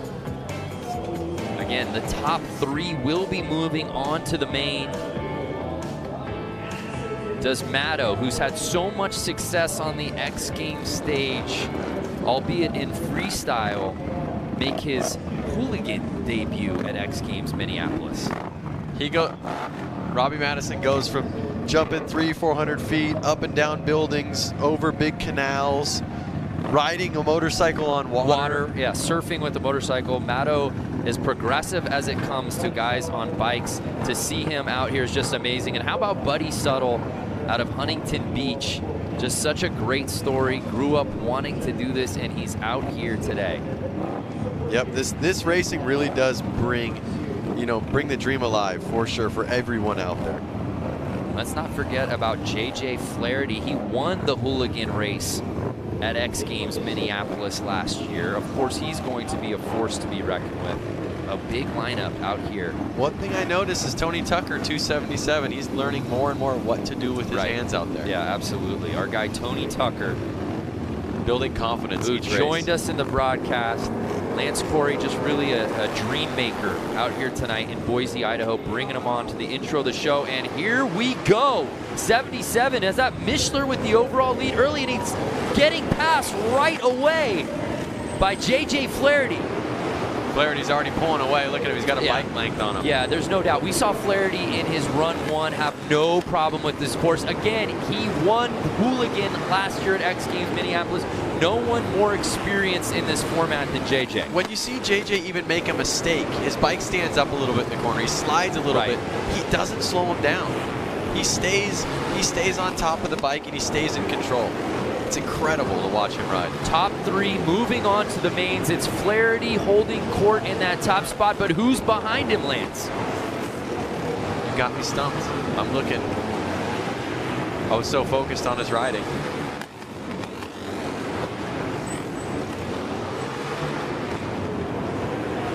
The number 35 of Dave Kilkenny and the 85 of Buddy Suttle look like they're out for a battle. Is Buddy Suttle going to get into that top 3? And let's not forget about Maddo. Where is Robbie Madison in this group? There he is on the ground. Oh no, what happened to Maddo? I don't know. See, it shows how tricky a small track like this can be. I got listed off all the crazy things he can do, and all of a sudden he's on the ground on something so simple like this. Well, the pace of this one just was blistering. Really hard to follow. The one thing I do know, the guy who won Hooligan last year wins this thing, or at least the top ranked in this semi. He'll be moving on to the main. JJ Flaherty. He's been on a winning streak for the night, and he's going on to the main. I think he's going to pull it again. Yeah, he just looked like a smooth operator out there. So confident in his riding. Terrific approach to how he's been handling this course out here tonight. Let's take another look. And again, it was 77 early. Mishler, who had the lead on the inside, but now watch the patience of Flaherty to move outside in. But like I said, notice how he slipped out a little bit going in, but he still had tons of control and put it together.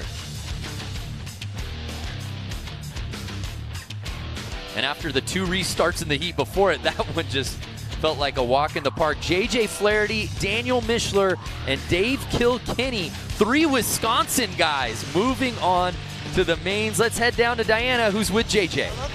Hailing from Milwaukee, the home of Harley-Davidson, big round of applause, JJ Flaherty. He is your X Games Minneapolis gold medalist in Harley Hooligan last year, and coming in here with a clean, flawless heat race, and then just won the semi. Yeah, trying to stay on top. I actually crashed like 3rd lap first practice, and I was like, come on. I've been on like this really terrible streak of falling over, so to win everything I've been in so far is really awesome. I'm pretty pumped about it. A lot of fast guys. Walk us through what is happening out there on the course. You got guys weaving in and out of you. You made the pass really early in the race for the lead. Yeah, you kind of got to make those passes happen early, otherwise you just get stuck single file. So I'm surprised he kind of left the door open like that on me. He knew I was there. He knew I was going to be there. So, but I'm just stoked to be here. All right, well, congratulations to JJ Flaherty. I'm sure those guys waiting in the tunnel right now, they were just taking all the pointers that they could get from this guy. So, guys, we're going to let you take it away. Thanks, Diana. Yeah, so it should be noted, Flaherty obviously winning this event at X Games Minneapolis last year. Dave Kilkenny also getting in the top 3. They both ride out of Milwaukee Harley-Davidson and Fuel Cafe. So teammates. Do they practice together? Potentially.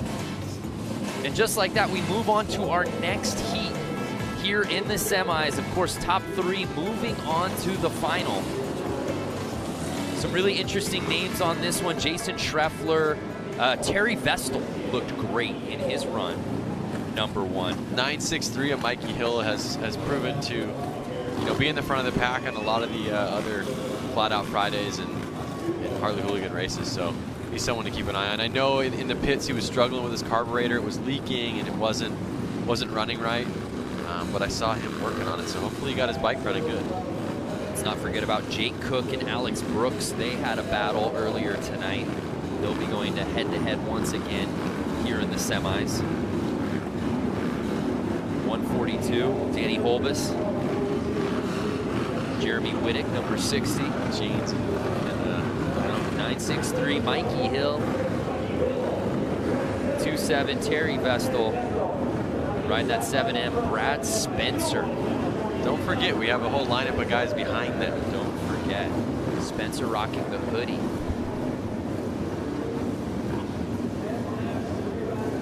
Let's not forget about 214 Frankie Garcia as well. This is a loaded field here. I didn't see him. Did you see him out there? Looking for 214. He must be in the back. We've got him on the start list here.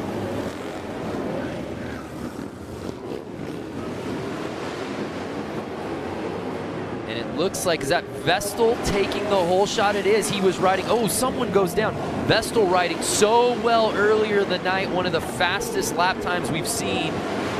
And he's got the top spot. With Brad Spencer, 7M, right behind him, chasing him down. He's already made a couple passes this race, so. Yeah, Spencer trying to get on the inside, and the red flag comes out. Yeah, somebody is down, grabbing at their leg. Hoping he's all right.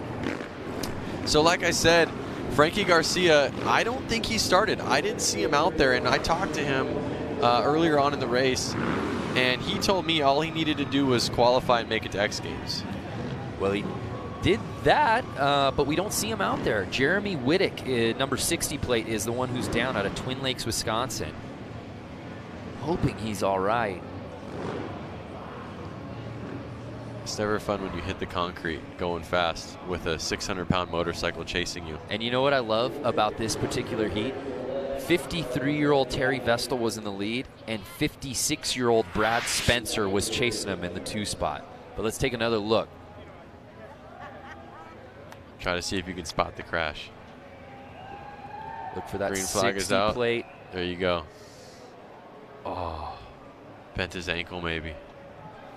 Yeah, we don't want to speculate, but yeah, the bike just got on top of him there. We hope that he's all right. Medical attending to him.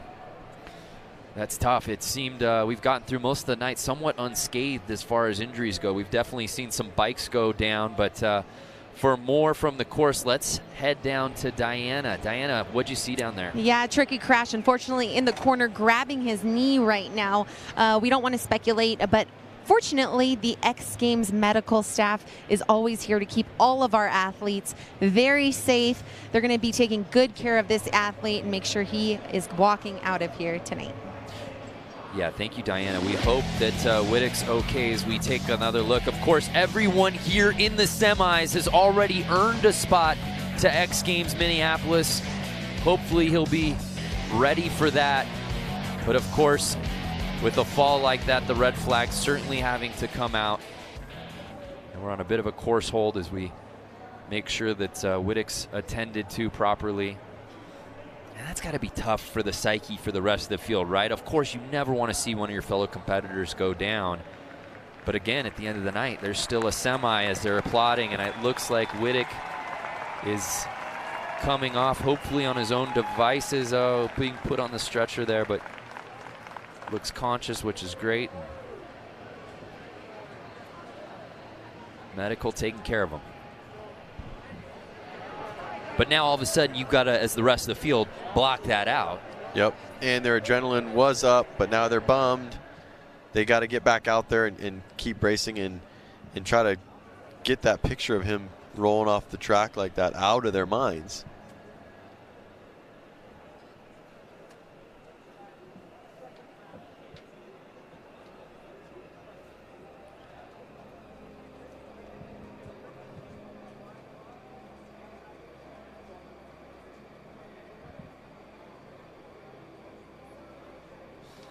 Well, as we wait for this semi to continue, let's head back down to Diana for an interview from the tunnel.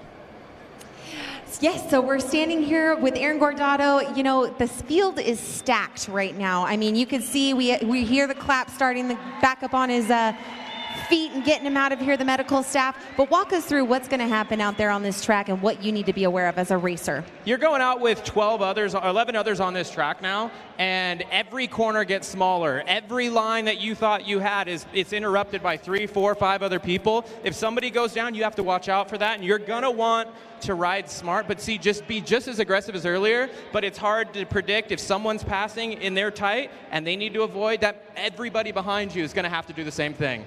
All right, you guys heard it first from Aaron. Guys, safety is our priority out here. Yeah, Aaron, of course, part of our next semi-heat. They're waiting to get out there. These guys are ready to get this race back going. Wittick now being attended to, taken on the stretcher. He is officially off the course, and I think we'll be ready to reset this thing as we take another look at our start list. Of course, that 60 plate Jeremy Wittick, he is out. And as you said, that 214 Frankie Garcia, you're not seeing him out there. And like I said, he had work this weekend. And he mentioned that all he wanted to do was make it to X so Games. what you're saying is once he figured out and found out that he had earned the spot to X Games, that maybe he said, I got to bounce. He has to go to work. I got to go to work. He's like, I'm either in X Games Minneapolis or I'm not. Right. And so he made it in. So now he's celebrating, probably music blasting, ripping down the highway, trying to make it back to California to Winning work. tonight was just sort of unnecessary icing on the cake for him. He wants to win at X Games Minneapolis. Wow, what a mentality. But it also speaks to, again, the storyline of the night. These guys have jobs they have to get back to. Yep. These guys took work off to be out here for the most part. Yep. Amazing story. So you got to keep an eye on 7M, that's for sure. Brad Spencer, he was right on the tail in second place in the race before it was red flag. Mikey Hill having a good time out there. I mean, obviously he must have got his bike running a little bit better. Well, there you see Mr. Gordo, Aaron and Sean. They're more than just brothers. They're a team. And whether it's riding, racing, or helping out in their father's motorcycle shop, this story is truly a family affair.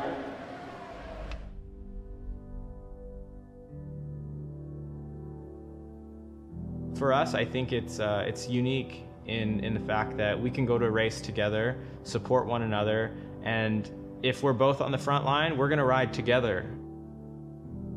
You know, we have this sense of nonverbal communication. We don't even really need to look at each other. We just know what each other's thinking. I can be in his head and understand what he's doing, so I can make those crazy passes. Even if he doesn't know that I'm there, he's not gonna get startled. He's not gonna be thrown off by it. We're a team. We're also brothers. It's very cool, and you know, hopefully other people see us as a team, but the other people that see us as brothers, they, you know, like, oh shoot, we better watch out because there's two of them.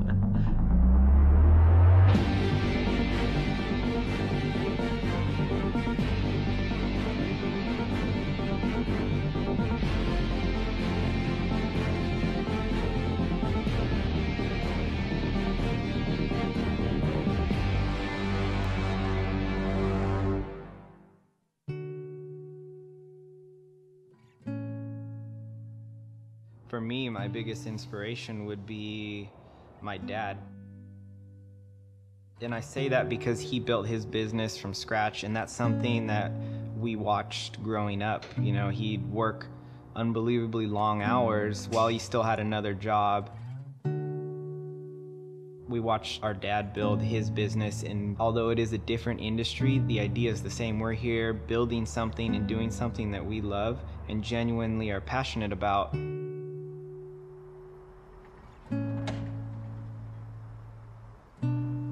Our shop being within my dad's location, you know, he sees us working. He wonders what we're doing. He knows we're here 2, 3, 4 in the morning.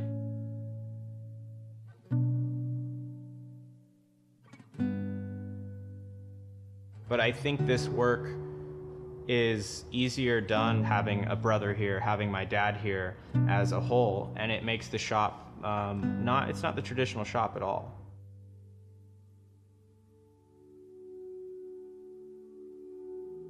The Harley Hooligan series has grown exponentially in the past couple years.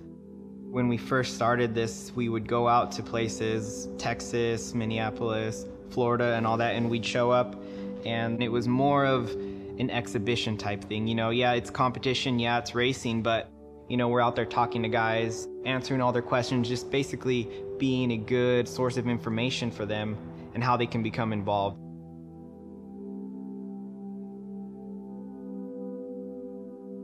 Going back to a place the following year and to see that not only have the fans grown, but the amount of people that are racing have grown. And I really do enjoy that, just watching the growth over the years and how much excitement that people get from it.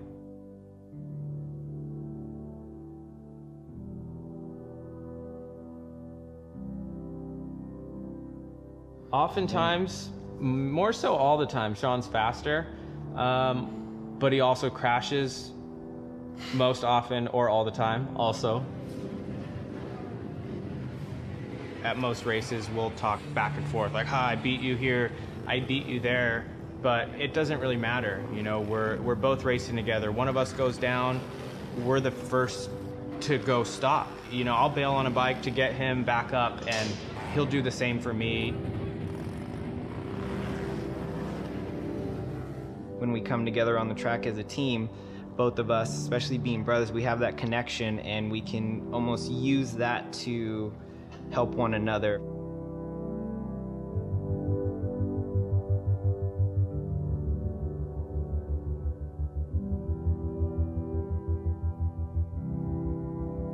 Racing seems like a very prestigious and unattainable thing, but what Harley's done with the series is allowed anybody to become a motorcycle racer.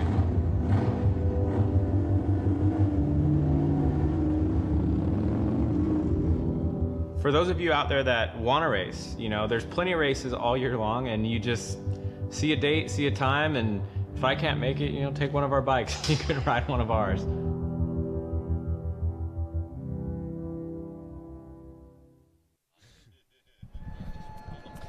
Wow, what a story, and we'll see if Aaron can hold on and make it into that main, but awesome. I know you get to watch these guys with the series that you've been a part of that you get to call. Well, he said something funny. He's like, yeah, my brother is a little bit faster than me, but he crashes a lot more, so we usually, you know, it's really hard to say who does better, you know, and he made it into the Aaron Gordo got in. Yeah, and his brother, Sean, didn't, who's technically faster. Right. So it just goes to show that sometimes on a track like this, it's about being patient and smooth rather than faster. Well, if you're just joining us, we're currently on a course hold. Jason Wittick went down pretty hard, was stretched off, but we're hoping that he's okay. Let's head down to Diana, who's got some info for us on a special promotion. That's right. So Harley-Davidson is doing a great promotion for someone looking to buy their first Sportster. So you get your first Sportster, you're trying it out 9-10 months down the road. You're like, nah, I think I want to try out a different Sportster. No problem. We're going to go ahead and give you back your purchase price on a trade-in for a new Sportster. You guys have to check it out, h-d.com/freedom promise. Find out all your details there.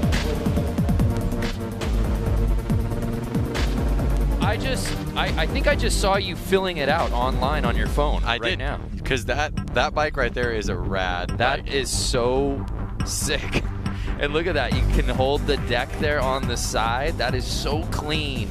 The Harley-Davidson Freedom Promise. Check out h-d.com/freedom promise. What a great deal they've got running on that. Love it. So again, bit of a course hold as Wittick was taken out by medical.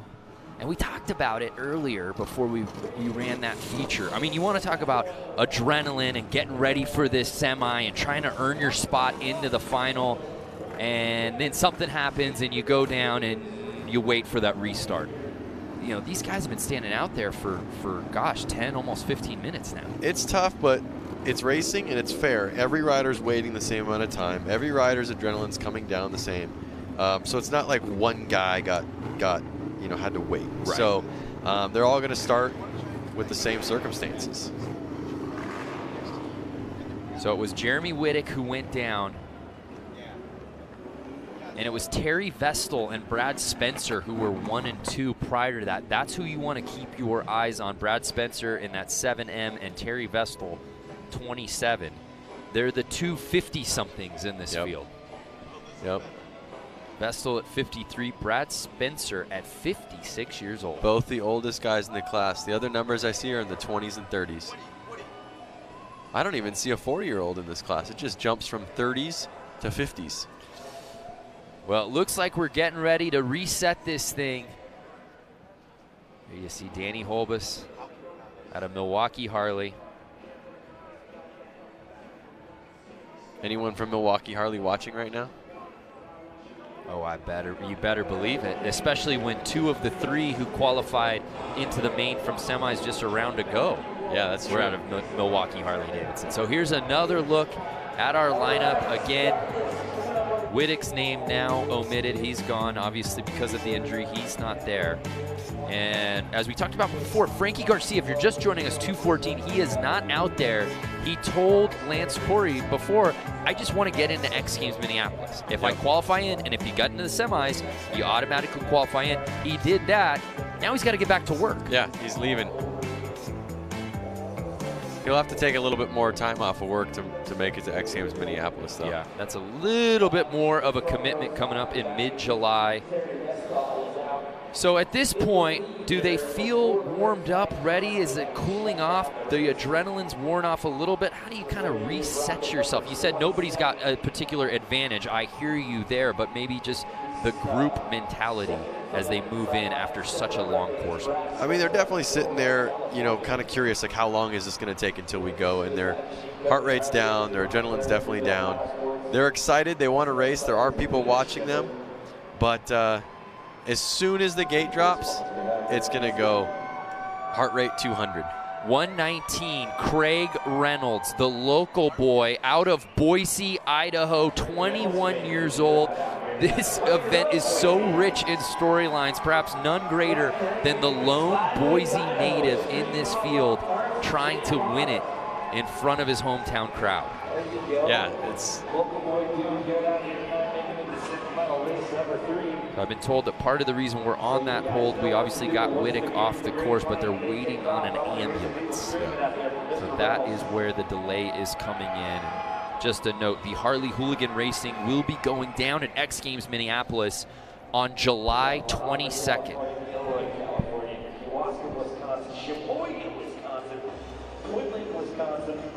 So there you see Mark Atkinson.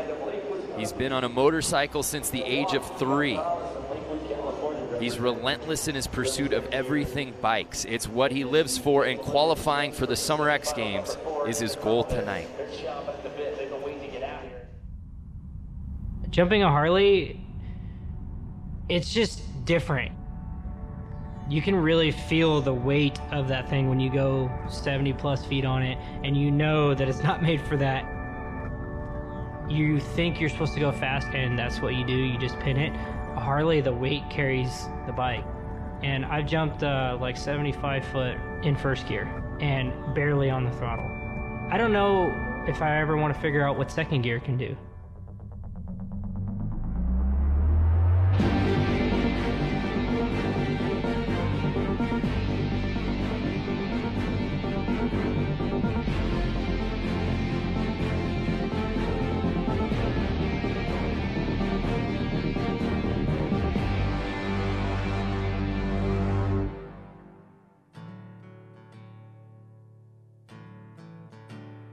I got introduced to motorcycles when I was 3 years old.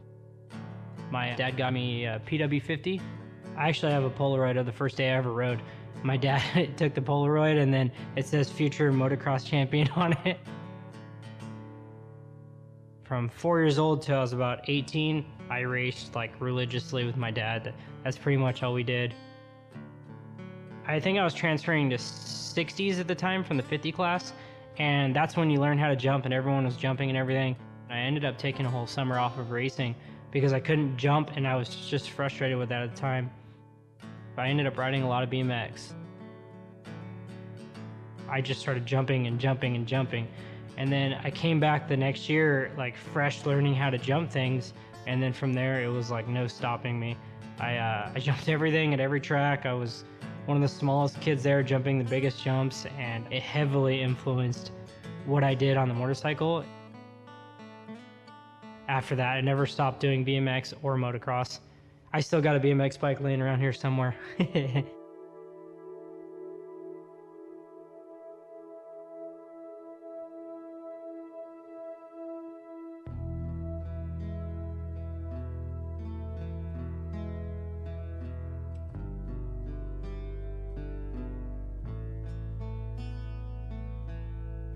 The whole Harley Hooligan movement was crazy. There was a few brands, Speed Merchant, Machine Co, and myself for Rusty Butcher. At one point, we just like kind of showed up to every track and we're like, hey, will you guys let us ride? Hey, will you guys let us ride? And we kept doing that and doing that. And we just kept riding at any track that would give us a race. And we didn't have a name, we didn't have nothing at the time. We were just showing up to ride. And then out of nowhere, we got dubbed Hooligan.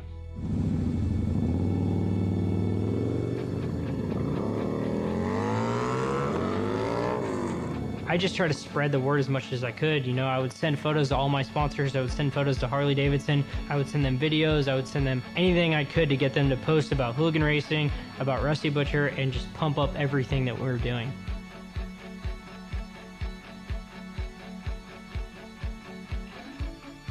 It's literally about just having fun with your friends. We want no money on the line. We just want it to be about like going out and have a good time. I always tell my riders, checkers, wreckers, do wheelies, burnouts, and give everyone a good show, you know? And that's what we're about.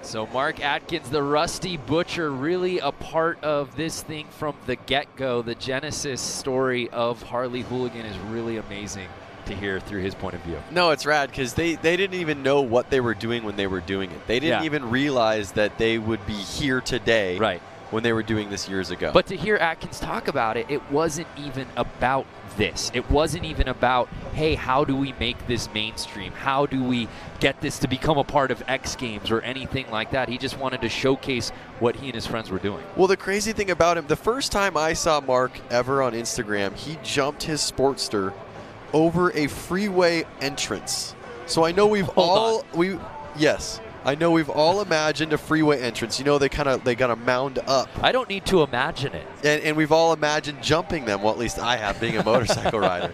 And he had a video of that. That was the first on the gram. And you said, "Wow, who is this guy dubbed Rusty Butcher?" I commented on it, and I was like, "That was awesome." And he commented back, and ever since then, we've kind of been friends. And if you notice, the gloves he's wearing actually right there, those are gloves that I manufacture for him through Thrash and Supply. So we actually have co-branded some stuff together, and that's awesome. He really is. He really is about putting on a good show. Yeah. You know, just like he said, and that's kind of what his Instagram's all about. If you haven't seen it, at Rusty Butcher, he's always doing insane stuff, whether it's jumping his Harley on the dirt, over freeways, doing hooligan stuff all the time. That's what makes him so good. Yeah, we were laughing before because he's dubbed Rusty Butcher in these circles. We were wondering if that was going to be the name we saw fonted out here, or we were going to see his legal name, of course, of Mark Atkins, but out of Corona, California. He needs to change his legal name to Rusty Butcher so his ID actually matches it. I totally agree. I'm going to start a GoFundMe. I think we're ready to restart this thing. Thank you so much to all of you who have stood by us and waited during this course hold. We're ready to make good on that. It's semifinals time. Who's moving on to the main? The top three will go on to the final. And it starts right now. And right out the gate, it looks like more of the same from what we saw earlier. Terry Vestal with that lead, and it's Spencer right behind him. It looks the same as it did the last race. Mikey Hill right there in third place. So Brad Spencer was trying to make the move on the inside, unsuccessful there. A slight tire tap. Terry Vestal keeping it. Oh, and Spencer takes the lead away from Vestal. Can Vestal get it back? This is going to be a good race. We're halfway through lap 5 of 10. Are we going to see any changes for the top 3? So Spencer waited, plotted his positioning. He takes the lead. Now you've got to wonder, does Vestal sit comfortably in second knowing that he'll be moving on to the main, or does he try to reclaim that top spot? What a battle between the two 50-somethings here in the semis. Over 100 years of experience out there. You're not wrong. Uh-oh, what's going on? I saw the checkered flag come out. Did it come out early? I'm not sure. It looked like we were starting lap number 9. So here you see again, Vestal getting the whole shot, and he had the lead through the first 3 laps, but we wondered, is Brad Spencer going to make his move?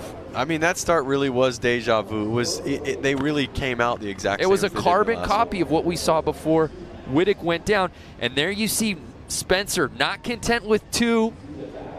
A little love tap, and then he makes the move to the inside, and there was no looking back. Vestal might have had a second to try to reclaim it, couldn't do it, and he'll have to settle for second. And it looked like 142, Danny Holbus with that 3rd spot. Yep. Mikey Hill just missing it by 1. You saw him shaking his head as he went through the checkered flag.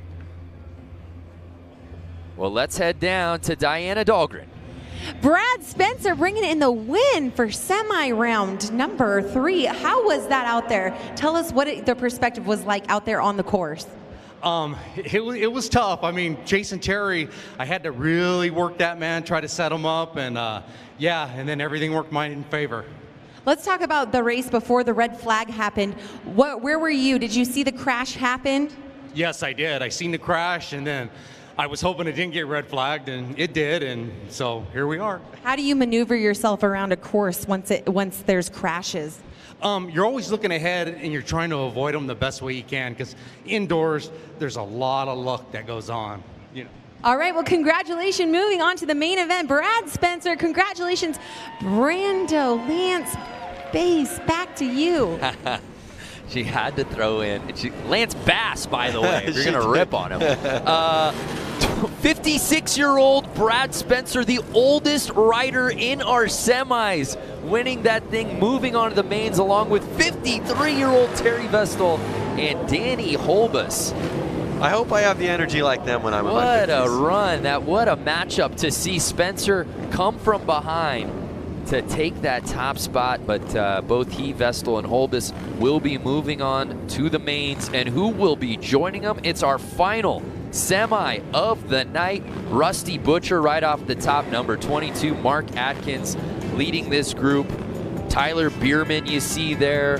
It's been well documented all night. His dad was racing so well. Yep. He's not moving on, but potentially Tyler can get into the main. Of course, top 3 will be moving on. There you see, 44X, Dan Jacobson, our buddy who helped build US Bank Stadium, the Minnesota kid, will get to ride at X Games Minneapolis. If you're just joining us, everyone you're seeing out here has already earned a spot to X Games next month.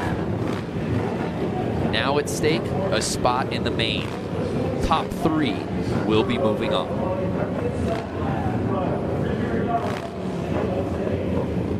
I see a lot of familiar names out there that are from California. A lot of hardworking guys. Scott Jones, who, like I said, works for SpaceX. He's an engineer over there. Juan Arcio is a number 7X, an engineer over at Vance & Hines. Chris Wiggins as well is a machinist over at Vance & Hines. Yeah, this has a real West Coast flavor to it. Westminster, California, Norwalk, Sierra Madre, San Jose, Corona, and they're off. And it looks like it's 429, Ricky Renaro out of San Jose, who was blazing fast in his qualifying heat, getting the whole shot. Rusty Butcher in second place, number 22. He's staying on his tail, though. So Butcher holding on to that 2 spot. Can he catch Renaro? And don't forget about Tyler Bierman, still in this group. Has some X Games medals to his name, a couple in fact. You think that Mark's going to be able to pull this? Yeah, look, he's trying to make the move on the inside. But Renaro has just been so fast on this course. Boy, this class is stacked. There you see 653 Bierman. You know Dad's cheering him on. Is he cheering him on? Well, I don't know. Maybe he's still gutted. Maybe he can't even watch this thing. It should be me out there. Lap 7 out of 10. And I see Rusty Butcher still on the tail in second place. Top 3 moving on to the main. Can Bierman get that 3rd spot? Gordo, of course, trying to make that move, and it looks like right now lap number 10, Renato is going to take this one. Butcher right behind him. So who ended up with the 3rd spot? I'm not sure right now. Renaro 1, Rusty Butcher 2. I was so focused on that 1-2 battle up there. Was it Bierman? Bierman was holding 3rd the whole time. We'll have to see. It's going to be a tale of the tape watching the replay. But it's Renaro and Atkins, 1 and 2. Chris Wiggins showboating right there with the burnout. That's what it's all about, right? We needed fumes here at CenturyLink today. Uh-oh. Oh. Trouble. Guess he just plead ignorance. I had no idea.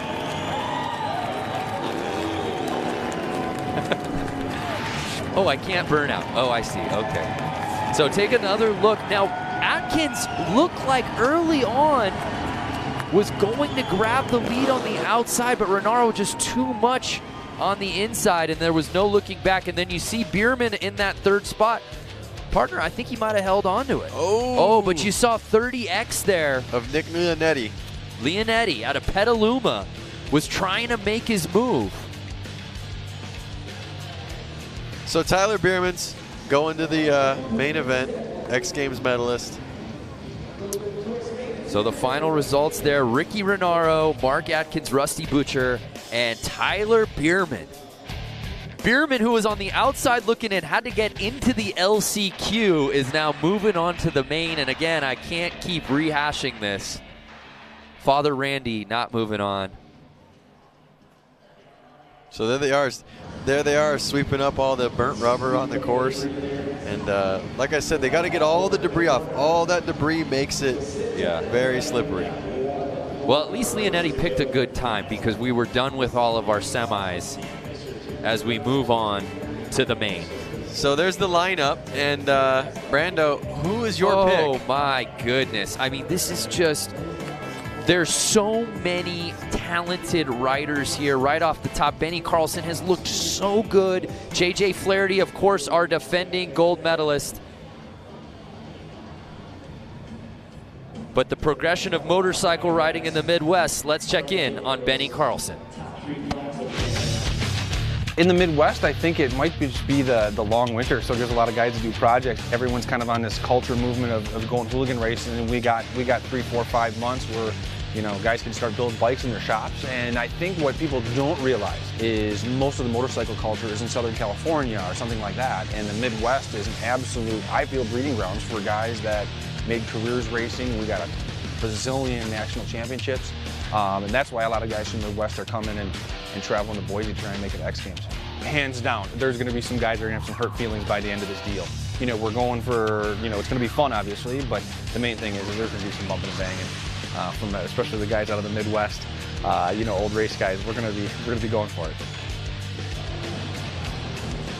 We're gonna be going for it. Benny Carlson, who has looked so good on this course all night long, but again, the most stacked lineup of the night. We've saved our best for last here for this crowd at CenturyLink. I cannot wait to get this final going. And you heard him right there. He said there are going to be some hurt feelings by the end of this night. So he's taking today serious. And I'm pretty sure he'd be happy where he's at right now, and we'll see if he can take it home. The fans have seen a little bit of everything out here tonight, but we were looking at that start list before, and you said, who do you like? I mean, we've just seen the best of the best from round 1 to the LCQ to the semis. The fastest guys all night long will be battling it head-to-head And there's so many different styles of riding. I can't wait to see who comes out victorious. Well, I think I'm gonna have to put my my money on 45X of JJ. Oh, yeah. Our defending gold medalist from Hooligan last year has looked most comfortable, I would say, on this course. He definitely has, and like he said, he's won all the races tonight, and he said that's not easy, and he said that, you know, it's anything can happen, and I don't know, I still think that he looked really confident out there, and I think he's going to be able to pull it. But again, you can't count out the guys who literally just hit the course. Of course, Atkins certainly is a name to keep your eyes on. Brad Spencer, certainly. Terry Vestal. JJ Flaherty. And how about Ricky Renaro, who I think has just been sneaky good all night long. I would take his lap times against anybody in this field. He looked so good in that round of one and just picked up where he left off in the semis. Well, he did end himself up in 8th place overall during practice for lap time, so. It should be noted, race tires provided by Dunlap. Well, you see all the rubber on the ground out there and burning tires. Someone's got to support them, so why not be Dunlop? There you see the number 17 plate, Sam Fisher, out of Hartford, Wisconsin. Part of our 12-man final. JJ Flaherty has looked so good. There you see Daniel Mishler, of course Benny Carlson, Terry Vestal, 429 Ricky Renaro,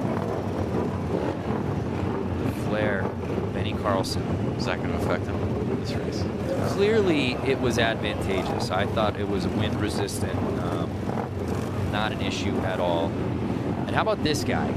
7M, the oldest rider in the field by just 3 years, mind you. 56-year-old Gilroy, California native, Brad Spencer. Something crazy to think about is all the guys up there in the front line are basically winners from the night. Right. So they all have what it takes to win.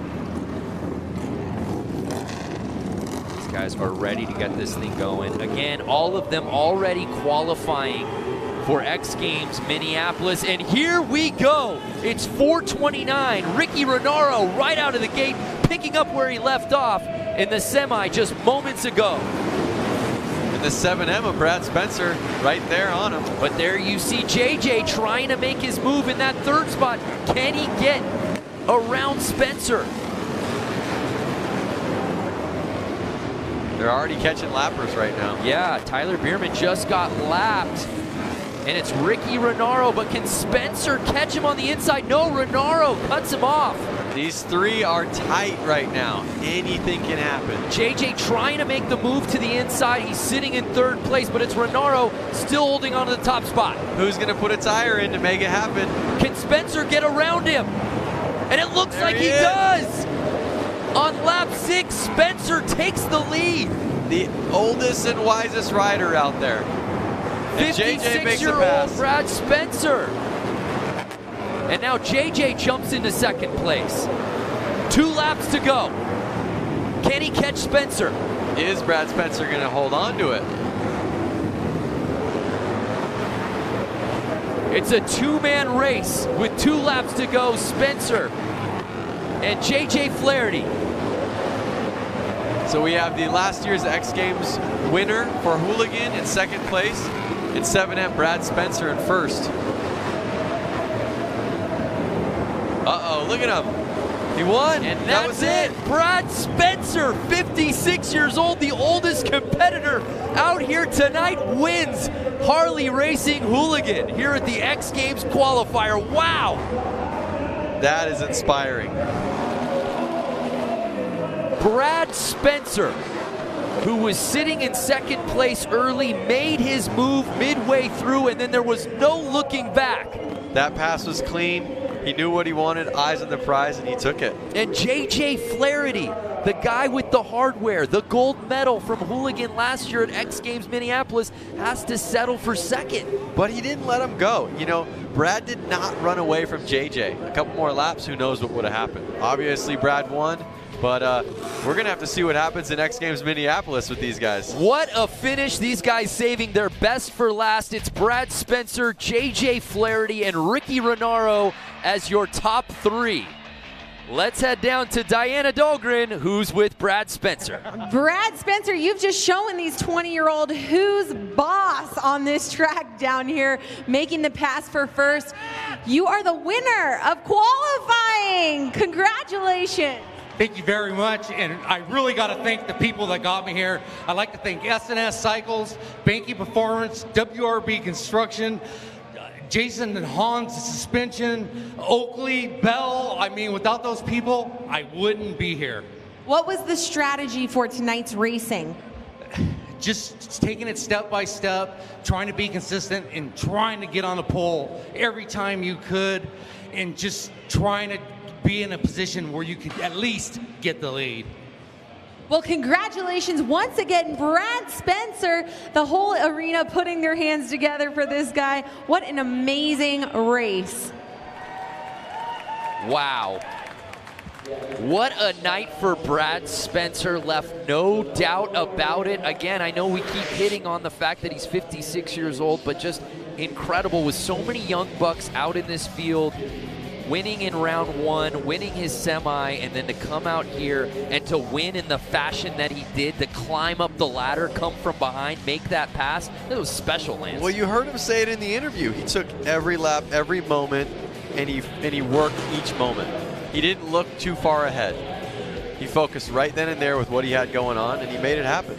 Absolutely grinded out this win. And again, Ricky Renaro was so fast. We talked about it right before the race, had been sneaky.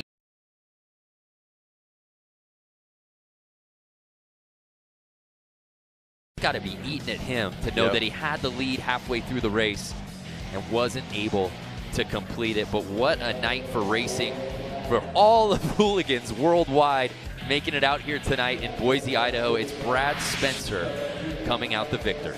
Yep. And we're going to get to see these guys racing again in X Games Minneapolis. Man, if that's a preview of what's to come at US Bank Stadium on July 22nd, look out. All right, it is now time for our awards. Ladies and gentlemen, from the road to X Games Boise Park qualifier, make some noise. In 3rd place, Ricky Renaro.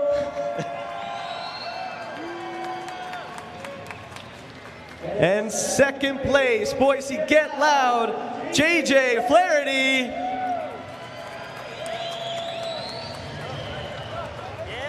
And now 1st place, road to X Games, Harley-Davidson Hooligan. Make some noise, Boise, for Brad Spencer.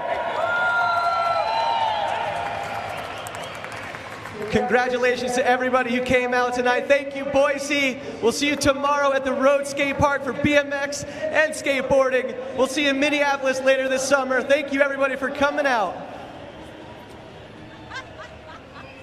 Great to see the coronation of those top 3. Of course, Flaherty, we expected to be right there. Renaro leading the way halfway through, but it was Brad Spencer with some gutsy racing, grinding out the win. We'll see all 3 of them, plus 45 more that we saw out here tonight at X Games Minneapolis. Let's go do it again, man, next month. I am psyched, man. I can't wait to see these guys race again. Well, what a night for racing at CenturyLink Arena here in downtown Boise. Remember, fans, there's a lot more going on this weekend. Road Skate Park tomorrow, men and women skateboard park final, as well as the BMX final. You can check out the competition schedule and all the coverage on xgames.com. For Diana Dahlgren and Lance Corey, I'm Brandon Graham saying so long from Boise, Idaho.